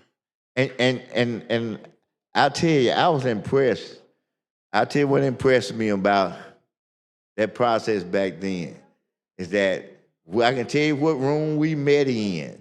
It was on the 6th floor, and right when you get off the elevator, there's two little conferences room. They ain't hold but 50 people. Secretary know what I'm talking about. Right on 6th floor. I forgot the numbers of rooms. It was in them rooms. And I'll never forget the first day that I was on the committee. They came by my office and briefed me. And they briefed me because I was concerned. I was concerned about work. We didn't have workforce development like we do now. And so I was concerned about training. You know who I am. I'm concerned about opportunities for all people to get a chance to participate. And so they came in and they said, they helped making a presentation. So we want you to listen to it. You know, I forgot Lieutenant Governor, the Chief of Staff, or somebody like that came by there and told me that. So when I go in the room, it was 50 men in there. All of them look like you, dressed like you. You got they don't understand. See, you got on one of them $3,000, $5,000 suits. Not See, me. see? You don't know me very They got well. on them $2,000 shoes, and so that way they were dressed in there. All of these businessmen in there, and so that to show you how people be in tune, how you're thinking. I was just sat in my seat, and they had a spokesman, and he got up, and he was talking to all of us, and then he turned to me, and he said, I already know what your issues are. That freaked me out. I don't even know these folks. Because I'm telling you, all of them had on $5,000 suits. They look good. They look good. And hey, those were $1990. And so they told me, they said, look, it's going to take us 6 months, 8 months or something to put in place your concern. But they said, just trust us, we're going to do it. They did it too, by the way. You know, but I said that just to say that, you know, when you saying about getting things, I'm going back to the original thing. When you say about getting things done, you know, you all the bill trying to upgrade and do things. That was just an experience where we had to do it on the fly. You know, because you're not sure that, you know how I talk about the airplane, incidental. And see, now in this bill, I'm not saying these are bad incidentals, but in this bill, we're dealing with the wings now. The plane took off last year and we passed it. But they realized there's some incidental things that's happening under these wings. And so because of that, they're coming back with this bill. So I think that that's good. And I'm gonna tell you something. You know, a lot of people don't understand. There are some people, I don't say no lot, that don't understand and appreciate the God. But all you got to do is look at the news now. Look at the news right now. We got conflict in Iran. And it's a lot of National Guard people that is over there protecting us and doing things. You know, they were talking about that on the news. Well, my youngest son is in the Guard, and he's in the infantry. Okay. And he's stateside right now, but I tell you, you hear the reports coming out of there, and you know, it should always be the case that we're conscious about the troops that we lose, but when you got a child in the Guard, it rings closer to home every time you hear about one of those. That's right. That's right. I agree with you on that. And I you know, I tell you something. You know, we have to be conscious of what's going on. I'm just going to tell you, and we are as a country, but I'm just saying we have to be conscious. You cannot, you know, you got all kind of folks in the world, in other parts of the world. Their thoughts are a lot different from ours, you know, and their value system is a lot different than ours in this country. And so, no, the Guard is there. They're in the gap for us. The military is, but they take up the slack. That's what I'm saying. And so, you know, we should do everything we can to help them because, you know, in this order, the priorities in this order. Life, that's life or death first. Then guess what's next? Freedom. Life, freedom. So I mean, so that's what they there to do, and that's what they made a commitment to do. And that's what, you know, I'm all for what we're trying to do to help them. I mean, Take it seriously. One of the most patriotic moments I've ever seen was actually in Senator Beasley's district. Back when the first Gulf War, when the Guard in Clayton, I was there with my grandparents in Barber County, and we went there to watch the Guard in Clayton leave, and it was just a beautiful glimpse of America. All the people waving the flags and proud and whatnot. And, you know, a lot of those guys came back sick. Yeah. They got exposed to something over in Iraq. A lot of those fellas died when they came back home. And that's what concerns you more than anything, those kind of situations.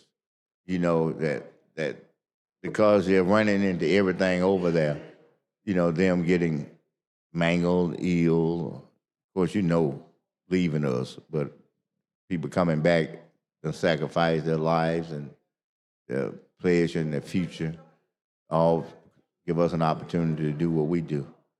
So we can't thank them enough. You know, seriously, we cannot thank them enough for what they do. You know, so we can't lose point in sight of that.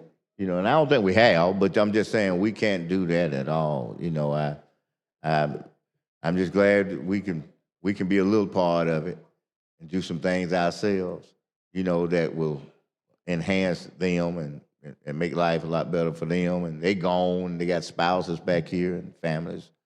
So if there's some things that we can do, then I'm all for it. I mean, I think you can put 18 in the computer and put God in there, and you can see I'm 100%, you know, when it comes to the God, you know, and I don't plan on being anything else but 100% when it comes to them. And we've done some good things with them, and the governor has led us on a lot of different opportunities to improve our compatibility with the military coming in from other states, and, you know, as far as the occupations and spousal occupations and things like that. So, and you worked with me on the JROTC bill. I appreciate that. And so we've done a number of things to support our military in the state. We want to be the top military-friendly state that there is. And the defense industry, which, you know, the governor made an executive, I don't know how many executive amendments get made at the sponsor's request, but somebody from my chamber called me about the bill that just passed, my bill that passed out of the House, and I'm like, oops. And I had called the governor to clean my mess up. So she did that for me and just clarified what we were trying to do is expand that to Space Authority to be the Aerospace and Defense Authority, because that, you know, reaches so many more parts of Alabama, because Alabama has a great military presence, and we're going to continue, I think, besides just, you know, Huntsville and the Huntsville metro area and Morgan County, you know, we're more and more defense activities are going across this state, and I hope that continues. Well, I'm just glad you all are focusing on those things. And we got one in Birmingham here recently with the Coast Guard. You know, I think I told somebody how much money would the government have wasted building those, you know, dorm rooms and things like that they can take advantage of in Birmingham at Birmingham Southern College. Oh yeah, where my number 2 child graduated from, and so I think that's a great opportunity to help develop the young men and women that are going to be working in the Coast Guard. Well, I don't like the fact that it has established. And you all know we was in here when we was trying to save Birmingham Southern, and I talked about the economic impact that it was, the impact it was going to have on us of about $90 million in our area. And so I'm glad to know that now these facilities, because I think they said they're going to house something like 400. They have something like 400 employees. And of course, I think that it's a good opportunity to be a motivation for some young people to get in the Guard. I got a no, I don't. I got a nephew. I got a nephew that he lives out in Texas. I don't know which, Austin now or somewhere, but he made a 20 plus whatever it is year in the Coast Guard. He just retired out of the Coast Guard, and it was a great career for him, a great opportunity for him, and he took advantage of it fully. So if that doesn't do anything but just motivate some young people to want to go in that area and make it a career, then that is something that is really, really good. And so I'm just very appreciative that it's located there. Somebody said you can't be what you can't see. Now more people in your neck of the woods can see that. That's Maybe right. they can be that. That's right. I agree with you on that. Well, Senator, I'm going to yield it back to you and appreciate the conversation about it, and it's all yours.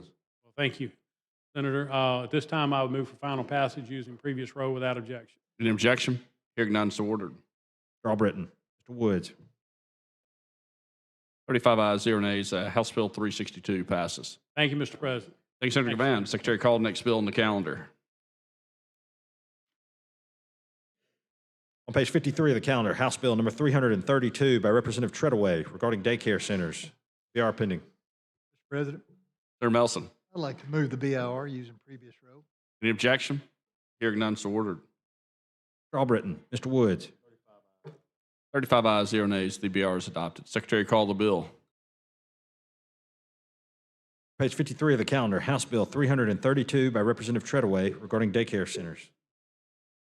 Mr. President, the genesis of this bill was a daycare had a child that went into anaphylaxis and they had no protocol and they kind of panicked instead of knew what to do. And so bill allows or forces the Department of Human Resources to come up with a protocol and a plan and a response for their employees and others for any time they might have an anaphylaxis reaction in daycares.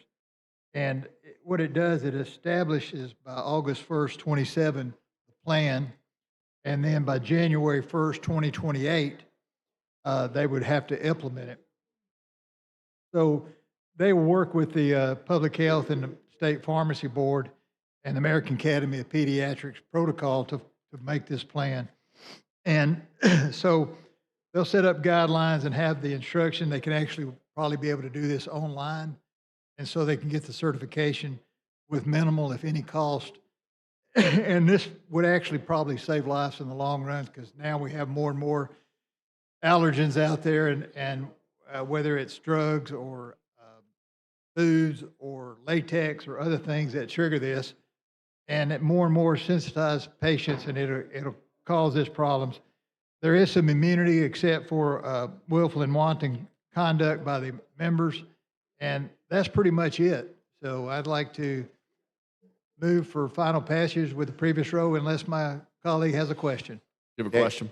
Can I be recognized? You're recognized. All right, I was just saying, you and I met a couple of times today, talk through things, and Yeah. and we had good meetings today. So I definitely have to let you know really what's going on. I was standing up here because they were trying to work on something. And I'm gonna tell you like this, I don't even know who they is. They just I know it's senators, and they're working on something. And so I thought we were at that point, but I just got the message they still working. Okay, I so gotta pay whatever the that price. means, we're just gonna talk a few minutes. That's all. Okay. Yeah, so I want you to know, I'm being up front. I want everybody to understand, what's Sure. going on. I think this bill is good because and I'm looking at the chairman of our Ed Policy Committee. See, we have several things in common, and one of them is that coaching. And as coaches, we have to be certified in how to deal with CPR and how to deal with defibrillators and all of that, because we had to understand in situations what the protocol, was or is to address those things. And these kind of situations, things happen quick. And that's what they're trying to, be in a position to address that. And I think that is so important. Now, this, I was talking about the last representative, this representative is one of them in our local delegation too. I don't think he's in 18, but he's part of our delegation. Now, I know this representative, though, on a more personal basis. And I know him in the fact that his daughter and my middle daughter, they were friends all the way through high school. They still are now on this Facebook stuff. So he and I have always been, all the way through our kids coming in high school, having off and on with each other because of their relationships and everything. Of course, he was deputy captain of our police department as well of City of Birmingham. Right. But he's is conscious and be thinking about things like this. Of course, I'm sure in his profession, and he came across a lot of things like that this would be important. Now, the budget chair over there been working hard. He been out of here, and he don't know that I've been in here, just kind of making little friendly reminders about a few little things, and not the things that I normally talk to him about. He know those, and I got to come visit him a little bit just to remind him, that's all. Not proud of him or nothing, but sometimes he working so hard that just a little reminder always help. So from this mic, I'm gonna give him a gem. He finna walk out of here. I hope he don't leave before he hit these numbers. HB4 and HB 190. So he heard that, and that's that, and neither one of them my bills. So it ain't about my bill. It's just those are some good issues, And one of them is that broadband. You heard me talking about. That's the 4, and the 190 is the light rail. So 190 is which one? Light rail. Yeah, and it helps the state, but it's gonna help us because in Jefferson County, we working with Bremen Port. We actually have a port that we can export stuff through water. Even though being the deepest we are inland, we got this great water system that'll take these boats on out of here, and so the light rail is gonna be used to get it there. So it makes it a lot easier, quicker, boom, you get it there, put it on the ships. Next thing you know, they'll be going down there to Mobile and through Baldwin County and through the ocean, and going all across the world and everything else. So that little bill will help us in that quest in the county, We have one of those too coming into Florence out of Tennessee, a short line. Yeah, short line. We do too, and it's that bill's important to them as well. Mm-hmm. I'm hoping that'll. Okay, well, you see what I said about state. I'm glad we're talking about it because sometimes when you talk about things like that, people don't understand you trying to help them too. Now, I'm gonna tell you something about the highway committee, by helping people. I thank y'all for giving me an opportunity. I have said it seriously when I be saying stuff like that. I thank people, 'cause I thank for giving me an opportunity to serve on it. And so I'm in the committee, and I'm up there talking about a bridge, and I'm talking about the necessity that a bridge, and the reason out this bridge is down there in the Mobile area, Baldwin County, Mobile, where they need the bridge. And so I'm up there talking about the bridge, and I ain't gonna call no name, but I'm gonna say that it was a legislator that was in the House from down in that part of the state that was on the committee. So they got up and they couldn't understand what I was doing, and they were saying, well, that's nice, but this part, they were talking about that part of the state needs a bridge and everything, but you're up there trying to get something. They were thinking I was trying to get something for myself, and I'm up there trying to help them. So somebody from the department, and if I called any one of their names, you would know, but I won't, got up, went over time for them to talk, and then they said it like this. They said, in all due respect, they were talking to the representative. They said, they were talking about me. They said, I'm sitting in the meeting, and they said, the senator, we already done put in the freeway, because we got 22 that's going to Memphis, and then we had to get the other redone because the bridges were having holes in them, stuff was fine. He got up and said, we've already taken care of the freeway up in his district. Said, he up there trying to help you. They felt so bad. They up there talking about, I'm trying to get something. They said, no, he ain't trying to get nothing. He done got what he needs up there. He said, he had to get him and tell him, I've been talking to him, trying to get him to help you. And so he ain't there trying to help you, and you up there trying to criticize him. So sometimes, people that they don't quite have a understanding. But that's the same way HB4 is. I mean, I want to see everybody do good in the state. Sure, I want my folk to do good, but I'm selfish. I want to see other parts of the state do well also, and that's important to me, just like it is important, for in our area to do well, so. Excuse me just 1 minute. Sure.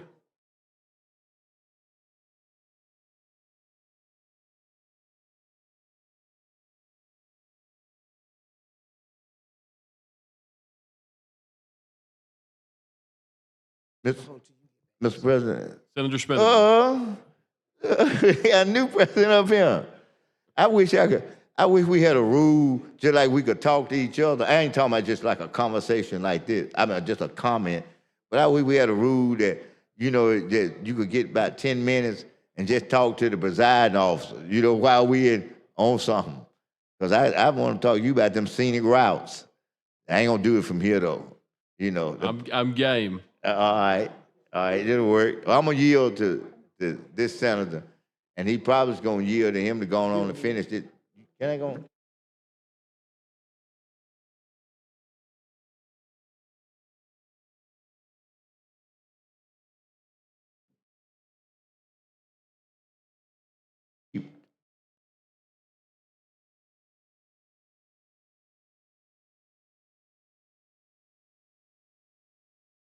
You giving you your gumbo recipe?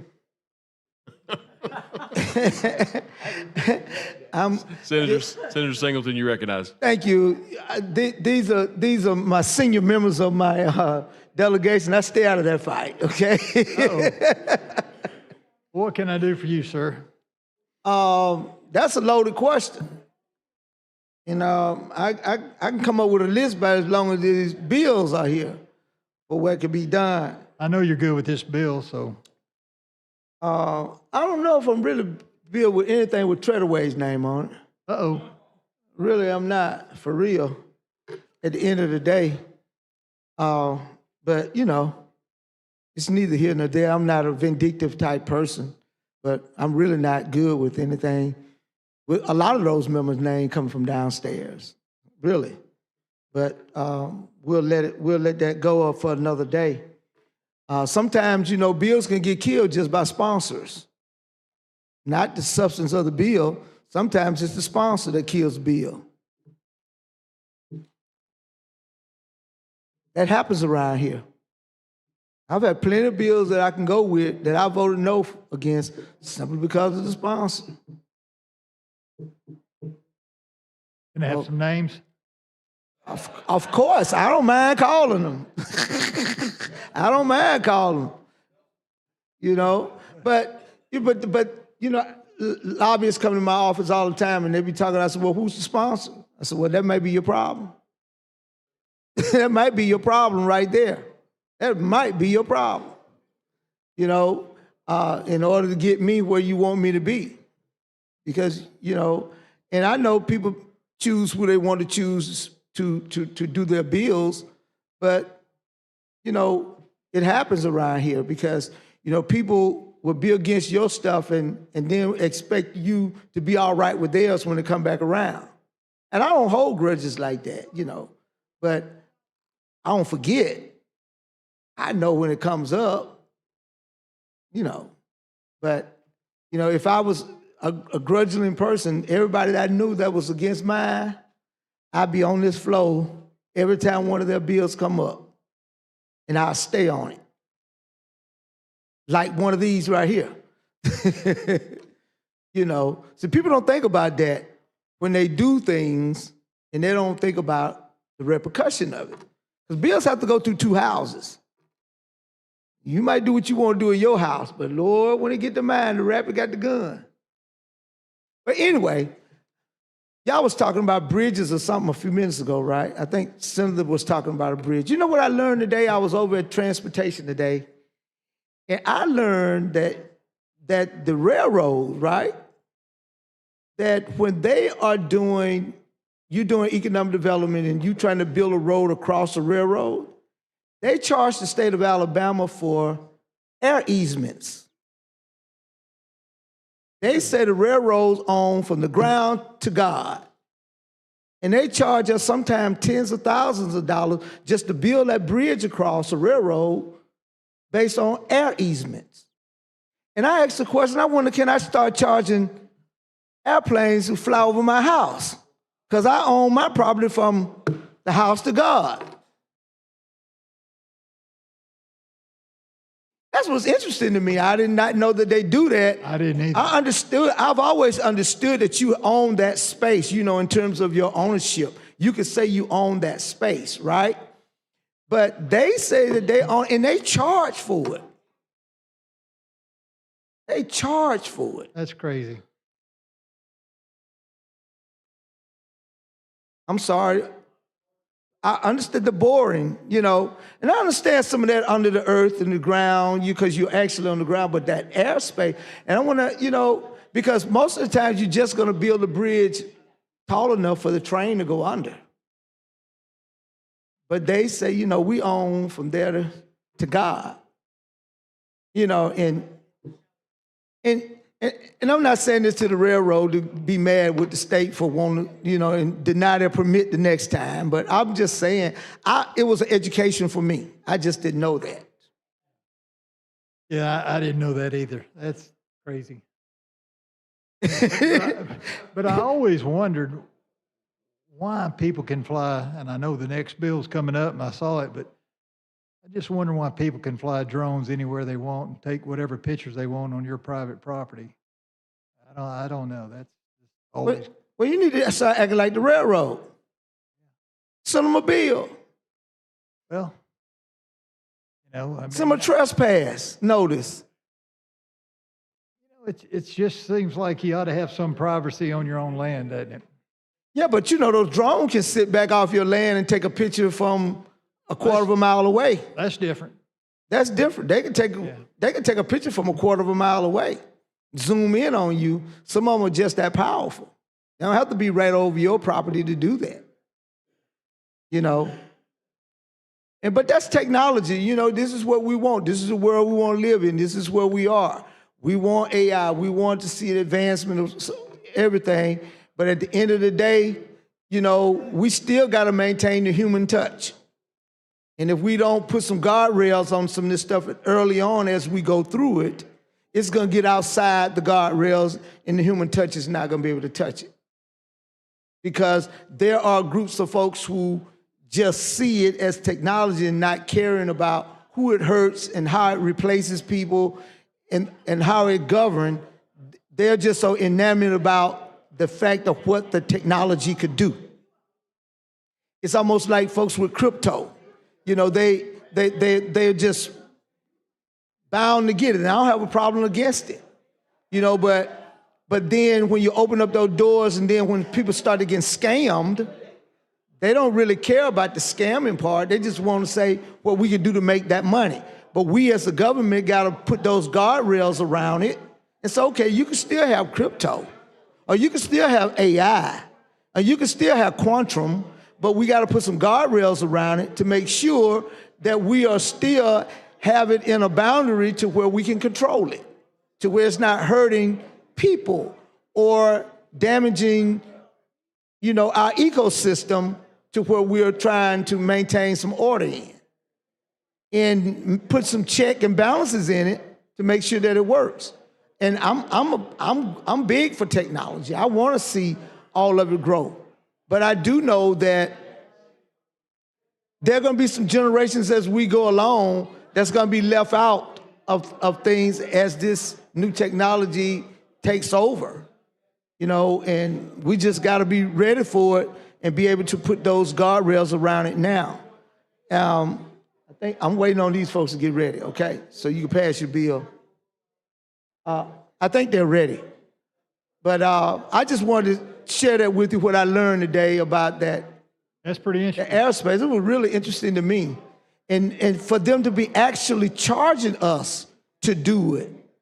And we'll sometimes deny that permit.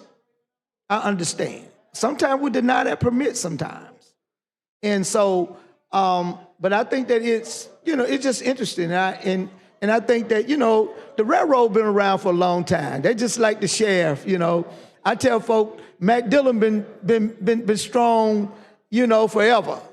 They got a lot that they could do. These sheriffs and constables, they got a lot, you know, of power. The railroad been around for a long time, and it has a lot of power. And it has a lot of power. And so I respect the railroad for their contribution to our society and our growth in terms of transportation, not only transportation, but commerce and the things that they move, and just how the railroad has played a part in the growth of America. I appreciate it. but they are all powerful, and they are a big conglomerate that works sometimes independent of each other, because you got short rail, long rails, you got freight, you got passenger, and they all work kind of independently from each other. It's amazing how all of that works, and they all can be able to get on those same tracks and be able to move here and move there and move commerce all over, and then still move passengers. You know, it's a really interesting system that I don't think that's going to go anywhere for a while. And we've built rail all over this world, all over this United States, to be able to move it. And it's still important to moving commerce, you know, back and forth from state to state, and even across into Central America. I was down in Panama once and saw that Central America rail line. That is an amazing rail line down there that's moving from the Panama Canal and moving all that commerce out.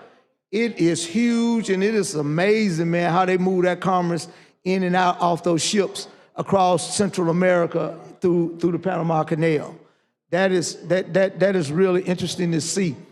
Okay, Senator Singleton, we've had some folks say they can't hear. Okay. They really want to hear my conversation. I think Good. so. Thank you.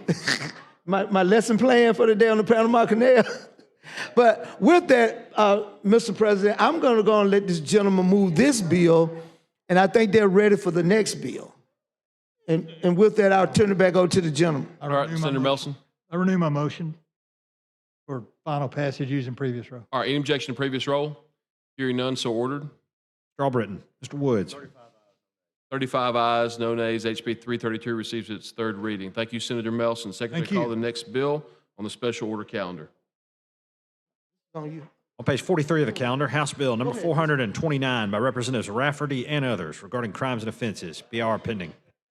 Senator Figures. Mr. President, I am handling this bill for Representative Rafferty.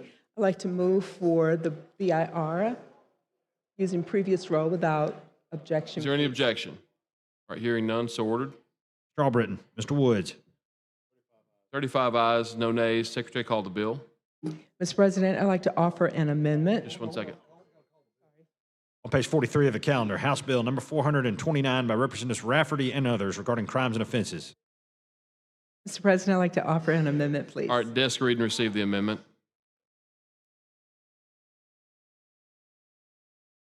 Amendment to House Bill 429 by Senator Figures. Replace line 16 on page 1 with the following.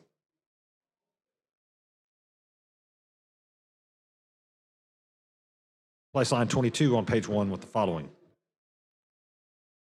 All right, the amendment fits. I'd like to move for adoption of the amendment using previous roll without objection. Any objection to previous roll?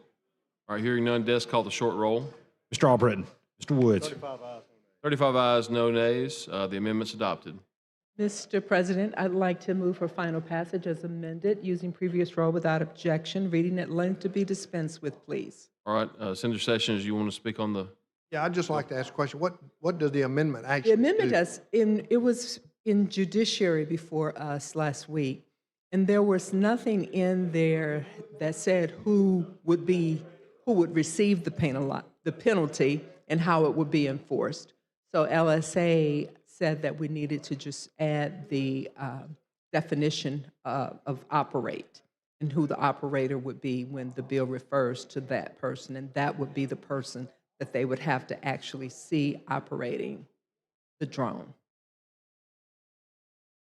Okay, you renew your motion for? I renew my motion, Mr. President. All right, any objection to previous roll? Hearing none, so ordered. Strawbritton. Mr. Woods. 34 ayes, 1 nay. HB 429 receives its third reading. Who voted against this? No, just teasing. Thank you, Thank Senator you, Mr. Figures. President. Thank you, members of the Senate. Secretary, call the next bill on the special order calendar.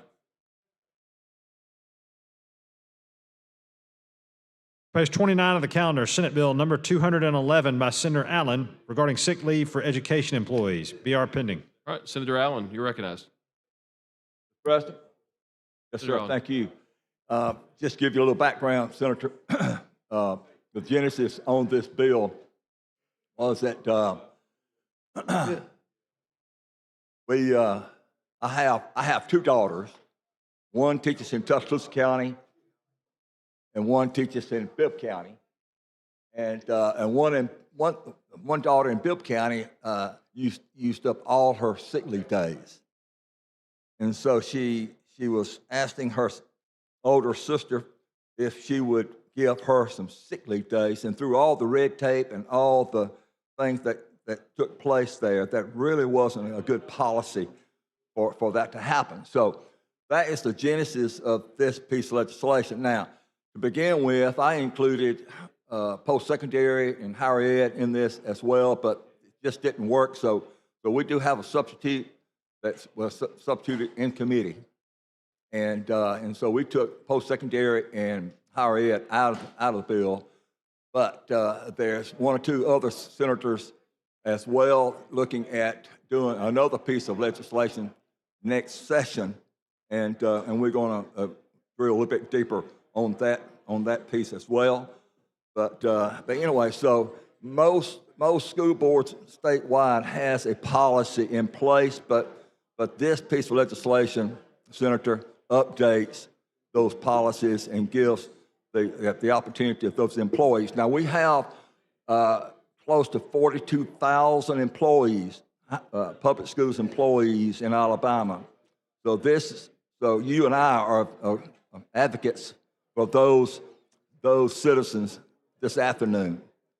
And so, Mr. President, I move the passing of BIR using previous role.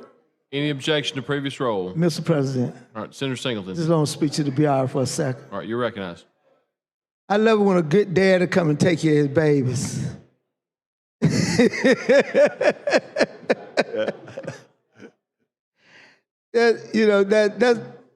That is very interesting. Let me just say, I don't have a problem with what you're doing. I think it's something necessary and needed. We'll move for adoption we'll use the previous role without objection. All right, any objection? Hearing none, so ordered. Mr. Albritton. Mr. Woods. 35 ayes, no nays. The BR is adopted. Secretary, call the bill. Page 29 of the calendar, Senate Bill number 211 by Senator Allen regarding sick leave for education employees. Committee substitute pending. All right, Senator Allen. Mr. President, just give you a little bit further information about this bill. Currently, like I spoke just a moment ago, currently all the school boards in Alabama has a policy, but this bill goes a little bit further to ask the state school board to adopt a model where other school boards across the state, like the cities and the county school boards, can adopt. And this bill would remove the cap as well. And so, without any further questions, Mr. President, Senator Allen. I move the passing use of brief row. Well, we got a committee substitute. All right. You want to pass that? Yes, let's do that. All right. Any objection to previous role on the committee substitute? All right. Hearing none, so ordered. Mr. Albritton. Mr. Woods. 35 ayes, no nays. The substitute is adopted. Now we're on the bill. Senator Allen. Mr. President, unless my colleague across the way has anything else to say, I'm going to Good move. bill. I'm going to move using previous row as Mr. President, we got a All right, colleague. Senator Sessions, I'd you're like recognized. just to make a comment. Senator Allen, you know that I had a niece that had a son that had leukemia and was in St. Jude a very, very long time. Well, she was a school teacher, and she used all of her vacations. She used all of her sick days. She used everybody's that was in that school for sick days. She was out for over a year with her son. So it's a much, much needed bill, and just wished it had been around a couple of years ago. So thank you. All right, thank you, Senator Sessions. Senator, make that motion for me, please, sir. Mr. President, I'd like to move for third reading be dispensed with use of previous role without objection. Any objection? All right. Hearing none, so ordered. Mr. Albritton. Mr. Woods. 35 ayes, no nays. SB 211 receives its third reading. Thank you, Senator Allen. Secretary, call the next bill on the special order calendar. On page 47 of the calendar, House Bill number 125 by Representative Collins regarding the Commission on Higher Education. BR pending. Mr. President, Senator Chastain. I move for BIR using previous role. All right, any objection? Hearing none, so ordered. Mr. Albritton, Mr. Woods. 35 ayes, 0 nays. The BR is adopted. Secretary, call the bill. Page 47 of the calendar, House Bill number 125 by Representative Collins regarding the Commission on Higher Education. Senator Chastain. Yeah, Mr. President, this is the companion bill to Senate Bill 72 that we passed earlier in the session. And what it does is it lowers the minimum age for an adult learner from 25 to 22. If you graduated high school and you didn't go to college, then you wanted to go to community college, it would pay up to $1,500 a semester for community colleges. And then if you had an associate's degree and you wanted to get a baccalaureate, but you dropped out, you didn't move on into the university, it would pay $3,000 per semester. So basically lowering the age from what was 25 to 22. So, Mr. President, just a couple questions, we can move on. So this is money that's coming along from where? Comes from the Department of higher ed. Education? Right.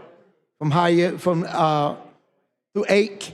AIC, yes. This is money that AIC has that lend money to teachers. No, this is for students. For students. For students that want to pursue an associate's degree, that did it out of high school, they went to work, and then they decide they want to go get an associate's degree. They can get $1,500 a semester for an associate's. And then if they say they got an associate's, but they went to work, and then they decided they wanted to get a bachelor's, then they could reapply for this, and they could get up to $3,000 per semester for universities. So this is a loan. Right. And do we know the interest on these loans that we're giving? No, I do not know. Okay, all right. And how long this program been in place? I missed this somehow. I'm not sure how long it's been around, Senator. Right. Okay. I know we've always had loan programs, right. But I didn't know through AIC. I know we've had other, loan programs through state government in the past, but this one through AIC for those students who want to get that associate degree, but they're working students and may not have the money to be able to finish, to pay for it. Or they want to get a bachelor's. Or they want to get a bachelor's. Right. $3,000 per semester. Okay, all right. For those.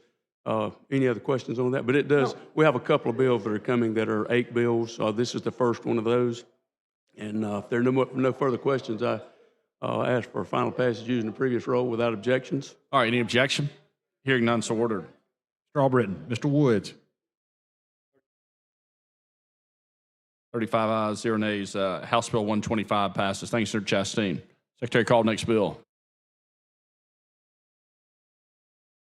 Page 20 of the calendar, House Bill number 122 by Representative Collins regarding the teacher excellence and accountability for mathematics and science. BR pending. Mr. President, I move for BIR using previous role without objections. Any objection? Hearing none, so ordered. Mr. Albritton, Mr. Woods. 35 ayes, 0 nays. The BR is adopted. Secretary, call the bill. Page 20 of the calendar, House Bill number 122 by Representative Collins regarding education. President. Senator Chastain. Yes, sir. Members, the TEAMS bill was passed several years ago to increase the pay for math and science teachers when we needed more teachers in those fields. This program has worked really well through the years. One of the things that has come up has been the teachers that are at 20 years of service. It said, the previous bill said that they must be offered 5 years, a 5-year contract after that. This bill would change that. They would not get a 5-year, they would get up to 3, like all other teachers and principals. So that's the change that we're making in the TEAMS contract. See my colleague across the way, if he has a question, I'll be happy to answer. No problems. If there are no more questions, I move for final passage using the previous roll. All right, any objection? Hearing none, so ordered. Mr. Albritton, Mr. Woods. 35 ayes, 0 nays. House Bill 122 passes. Thank you, Senator Chastain. Yes, sir. Thank you, Mr. President. Thank the members. Yeah, at this time, I want to recognize a special guest on the floor, Representative Scott Stadhagen, also the new elected Alabama Republican Party Chair. Congrats. Welcome to Alabama Senate. Also, we understand from the Senate that the House is scared to play softball, and we understand, y'all decided to, they were scared, Senator Smitherman, so. They were scared. They didn't want to put a team together. Secretary, call the next bill, please. On page 33 of the calendar, House Bill number 124 by Representative Collins regarding education. BR pending. Mr. President, I move for BR using the previous role without objection. Any objection? Hearing none, so ordered. Strawbritton. Mr. Woods. 35 ayes, 0 nays. The BR is adopted. Secretary, call the bill. On page 33 of the calendar, House Bill number 124 by Representative Collins regarding education. Senator Chastain. Yes, sir. Members, this bill addresses the growing need that we have across the state to attract and retain certain educators. This is another 8 bill.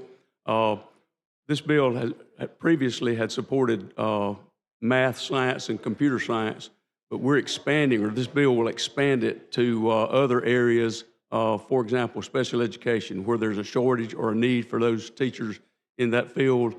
This would expand it to allow those teachers to be able to participate in that program. Let's see my question. Colleague Crosswell has a question. And this program is here seems to be a loan assistance, providing loan assistance to acute educator shortage programs. So I want to understand the loan process in this. So the educators will receive $7,500 per academic year or $3,750 per semester. And so this is to get them to go back to school? No, these are the ones that are currently in the field of I understand they're currently in the field. It is for their loan repayment for their debt that they have to their student loan. Okay, so okay, let me understand. If I'm a math teacher, I go into a rural area and they shortage. I'm $100,000 in debt for my education. So how does that work? It's not going to pay your full debt. I understand. Okay, it'll pay $7,500 per year or $3,700 per semester. Programs identified as having an acute shortage. And in supplemental support, it will also pay $3,000 per academic year and $1,500 for minimum of 4 consecutive years. That's the length of time that it will pay your loan. After that, whatever loan you've incurred, you're going to have to repay that. But that's for these teachers that are working in these fields and in acute shortage areas. Okay. That answers your question, Senator? I got you. Okay. All right. No more questions, Mr. President. I move for final passage using previous role. Any objection? Hearing none, so ordered. Strawbritton. Mr. Woods. 35 ayes, 0 nays. House Bill 124 passes. Thank you, Senator Chastain. Yes, sir. Thank you, members. All right, Secretary, call the next bill. Page 5 of the calendar, Senate Bill number 140 by Senator Sessions regarding juvenile proceedings. BR pending. Senator Sessions. President, move the BIR using previous role without objection. Any objection? Hearing none, so ordered. Then on the board. Let's see.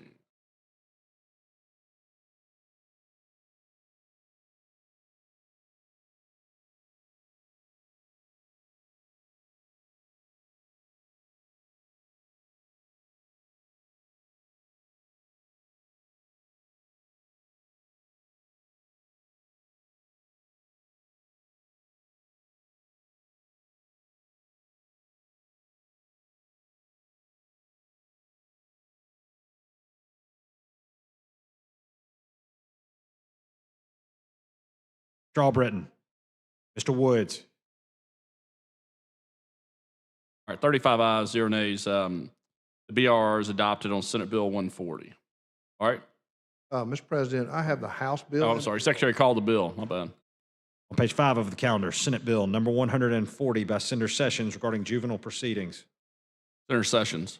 Mr. President, I have a House bill in position to substitute. If there's no objection. All right, so you'll need to carry this Carry bill over. Carry this one over. All right. All those in favor say aye. Aye. Any opposed? All right. Senate Bill 140 is carried over. I'd like to bring up House Bill 189 by Representative Baker. All right, any objection?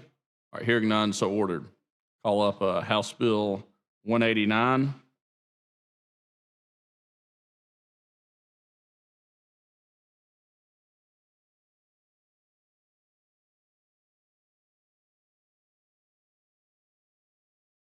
Page 38 of the calendar, House Bill number 189 by Representative Baker regarding criminal procedure. All right. Mr. President, if there are no questions, this is a bill we had last year. We got to the very last day on the calendar and ran out of time. All right, we need to adopt the BR on this one. I'd like to move BR using previous role without objection. All right, any objection? Hearing none, so ordered. Strawbritton. Mr. Woods. 35 ayes, 0 nays. The BR is adopted. Secretary, call the bill. Page 38 of the calendar, House Bill number 189 by Representative Baker regarding criminal procedure. Senator Sessions. Mr. President, if there are no questions at this time, I'd move for final passage. House Bill 189 using previous role without objection. Any objection? Hearing none, so ordered. Strawbritton. Mr. Woods. 35 ayes, 0 nays. House Bill 189 passes. Thanks, Senator Sessions. Thank you, Mr. President. All right, Secretary, call the next bill on the calendar.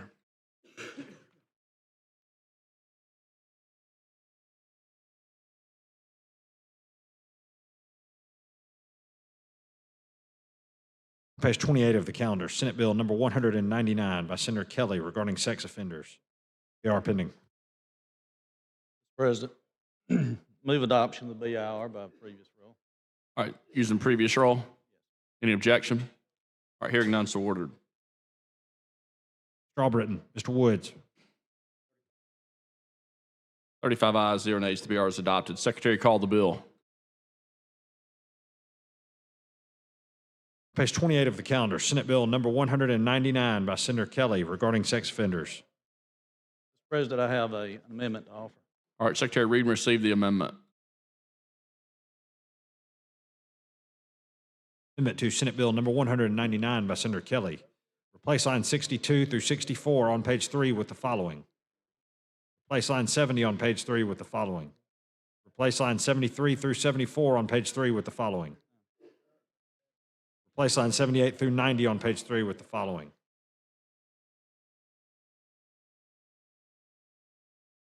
Mr. President, move for adoption of the amendment, please. Previous row. Any objection? Hearing none, so ordered. Strawbritton. Mr. Woods. 35 ayes, 0 nays. Senator Kelly, amendment's adopted. Thank you. Mr. President, I have another amendment, please. All right, Secretary Reed and receive the amendment, please.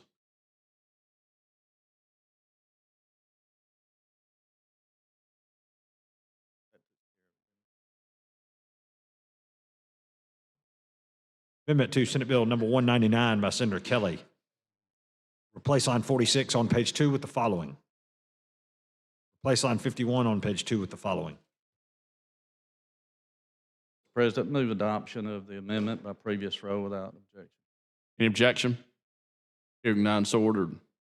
Strawbritton. Mr. Woods. All right, 35 ayes, 0 nays. The Senator Kelly amendment number 2 is adopted. All right, Senator Kelly. Mr. President, the two amendments deal with, one deals with the polygraph and removing it from the bill. The other amendment deals with a sex offender. What this bill does is sex offenders, it can limit the courts from limiting access to those that have sex offenders that involve a child. So what it does is if there is a sex offender that has a job that deals with the internet, it allows the courts to limit their access to their job activities. Another thing that it does is it requires the sex offender where the courts may opt for them to not use a post office box where they can't get materials that violate their parole. And that's essentially what the bill does. All right. Move for adoption if there's no questions from my colleagues. Any objection to using previous role? Hearing none, so ordered. Strawbritton. Mr. Woods.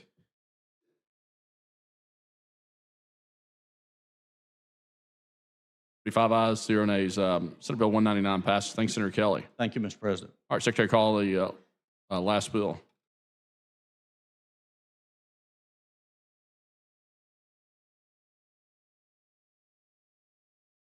Page 54 of the calendar, Senate Bill 332 by Senators Coleman and Jones regarding firefighters. They are pending. Senator Coleman. Thank you so much, Mr. President, for the recognition. I'm very proud of Senate Bill 332. Got a phone call from a member of the press. And so, I mean, I know some people have a certain perception of the press. This was a great call, informed me that there was a firefighter in my district that had been diagnosed with Parkinson. He and his family had been working for years to try to get his retirement at the percentage that it should be.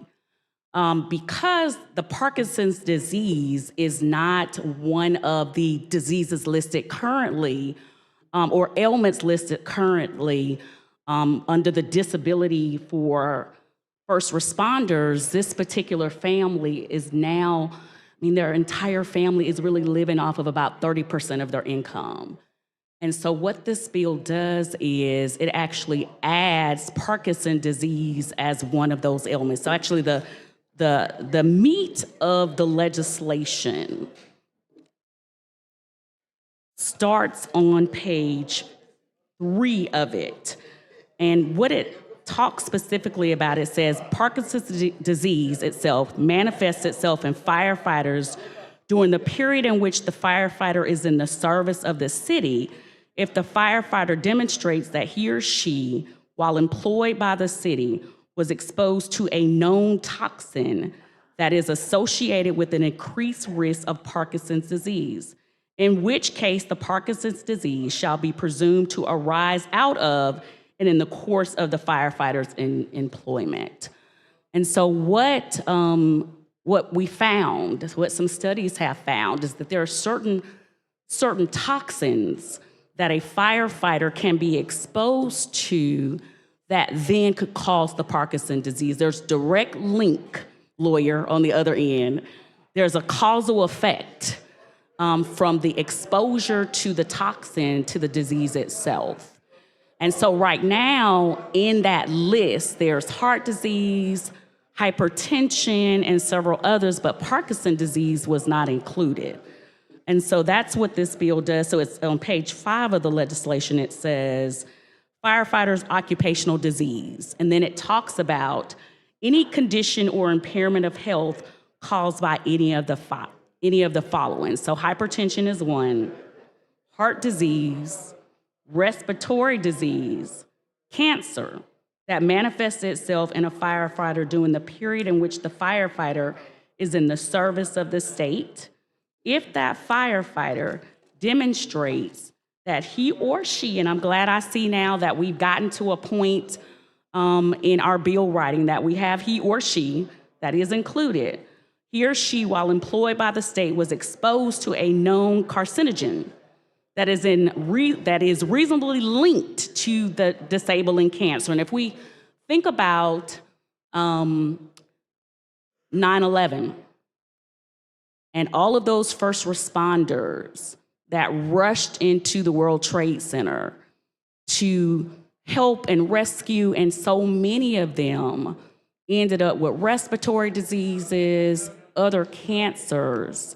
And so they found this direct link between that exposure during their time of employment and then the cancer itself. And so that's the same thing that we're doing here now with Parkinson's disease. And the other one I failed to mention, there are actually 2 others that are currently in the bill itself. But again, I can't help but think about those first responders on 9/11. I actually remember what I was doing that morning of 9/11. What were you doing? So the morning of 9/11, I had 2 little bitty children, and I was getting them ready for daycare. And the way that our little home was at the time, it was so small, you could see from the kitchen all the way through to like where we had we didn't really have a living room, but it was our family room. So you can see directly from the kitchen into the TV. And so I was by myself getting them ready, and my children's father called me and he said, did you just see on the news where a plane hit the World Trade Center? And I was like, I'm not watching the news right now. I'm trying to get two little babies together. And I was packing up my, the baby, everything that it takes when you have those diaper bags and all of that stuff. And, I'm trying to get these kids. And, at certain times, every time you have those children ready and you're at the door, then somebody has a spill or has an accident. So I was doing all of that on 9/11. And so as I was saying those words, because, it did not register to me that he was saying a plane had hit the World Trade Center. It didn't register.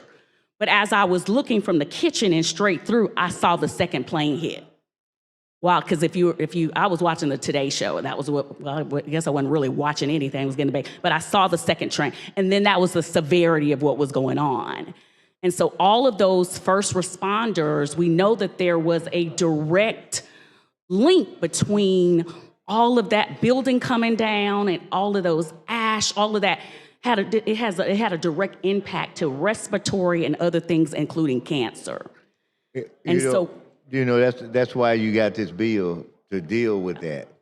Yeah. To deal with those kind of things that's happening like that. You're absolutely right. I always wondered, can they make a mask that can block all of that?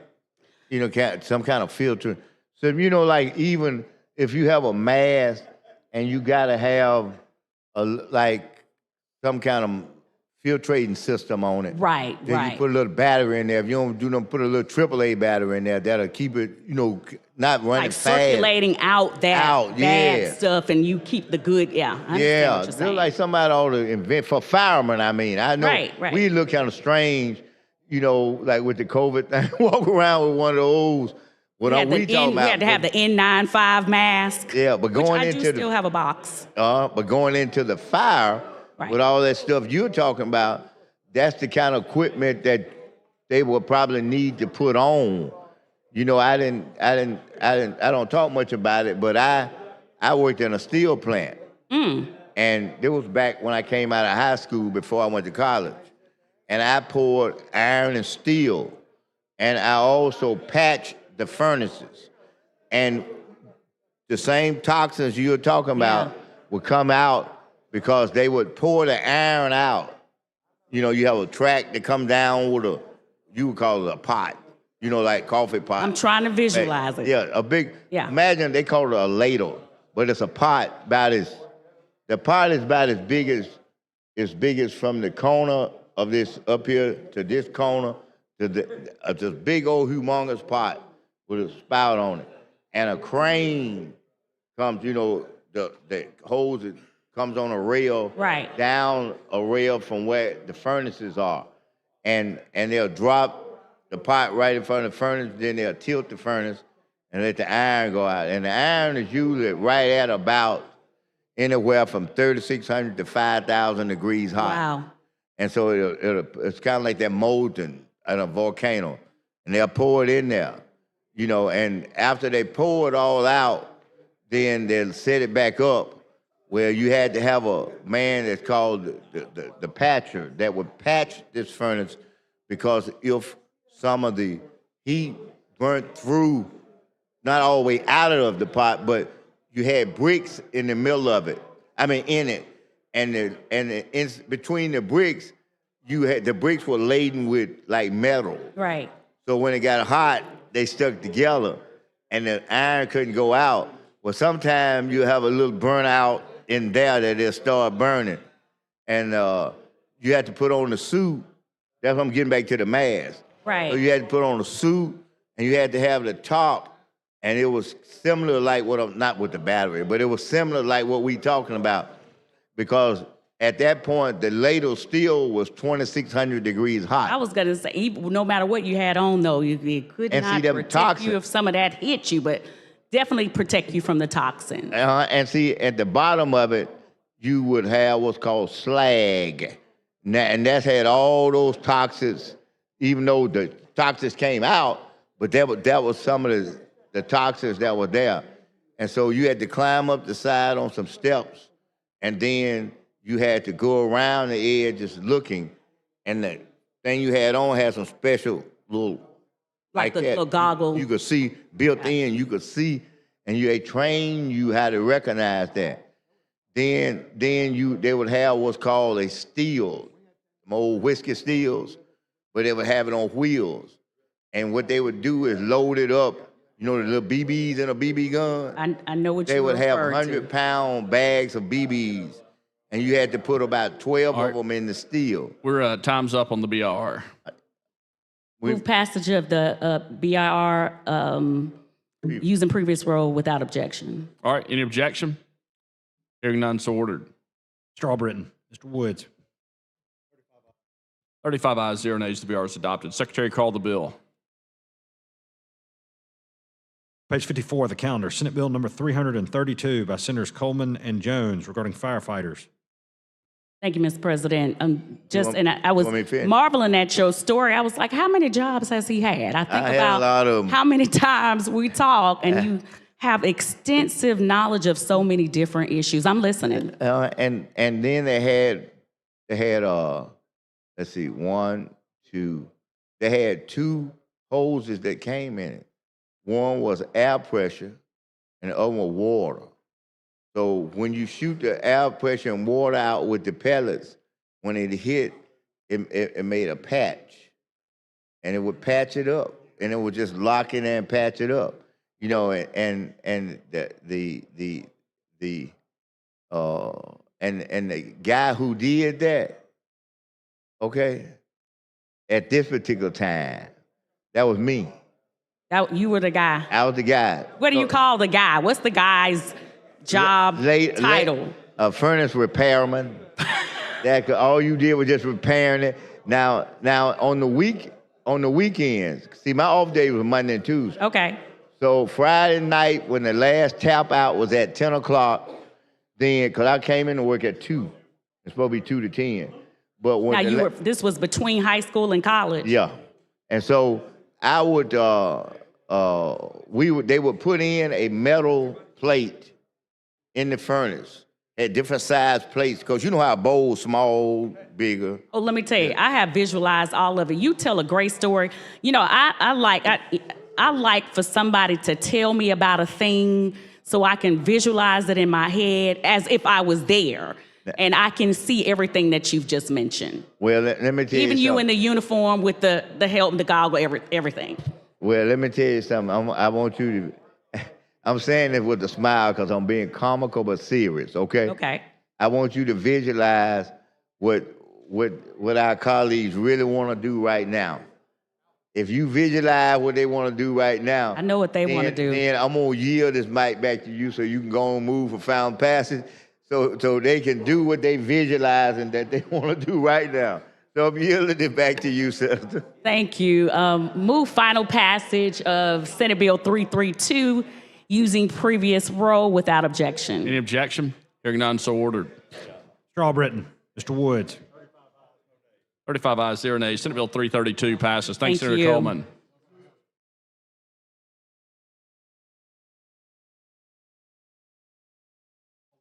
All right, Secretary, take the next House message.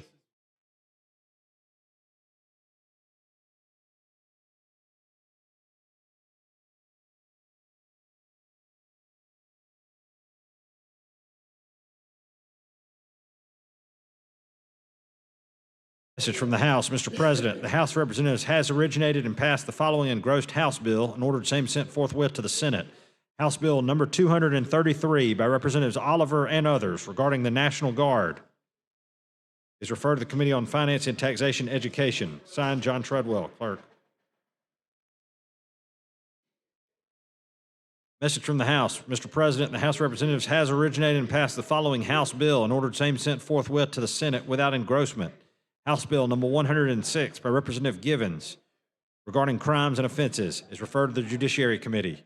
Signed, John Treadwell, clerk.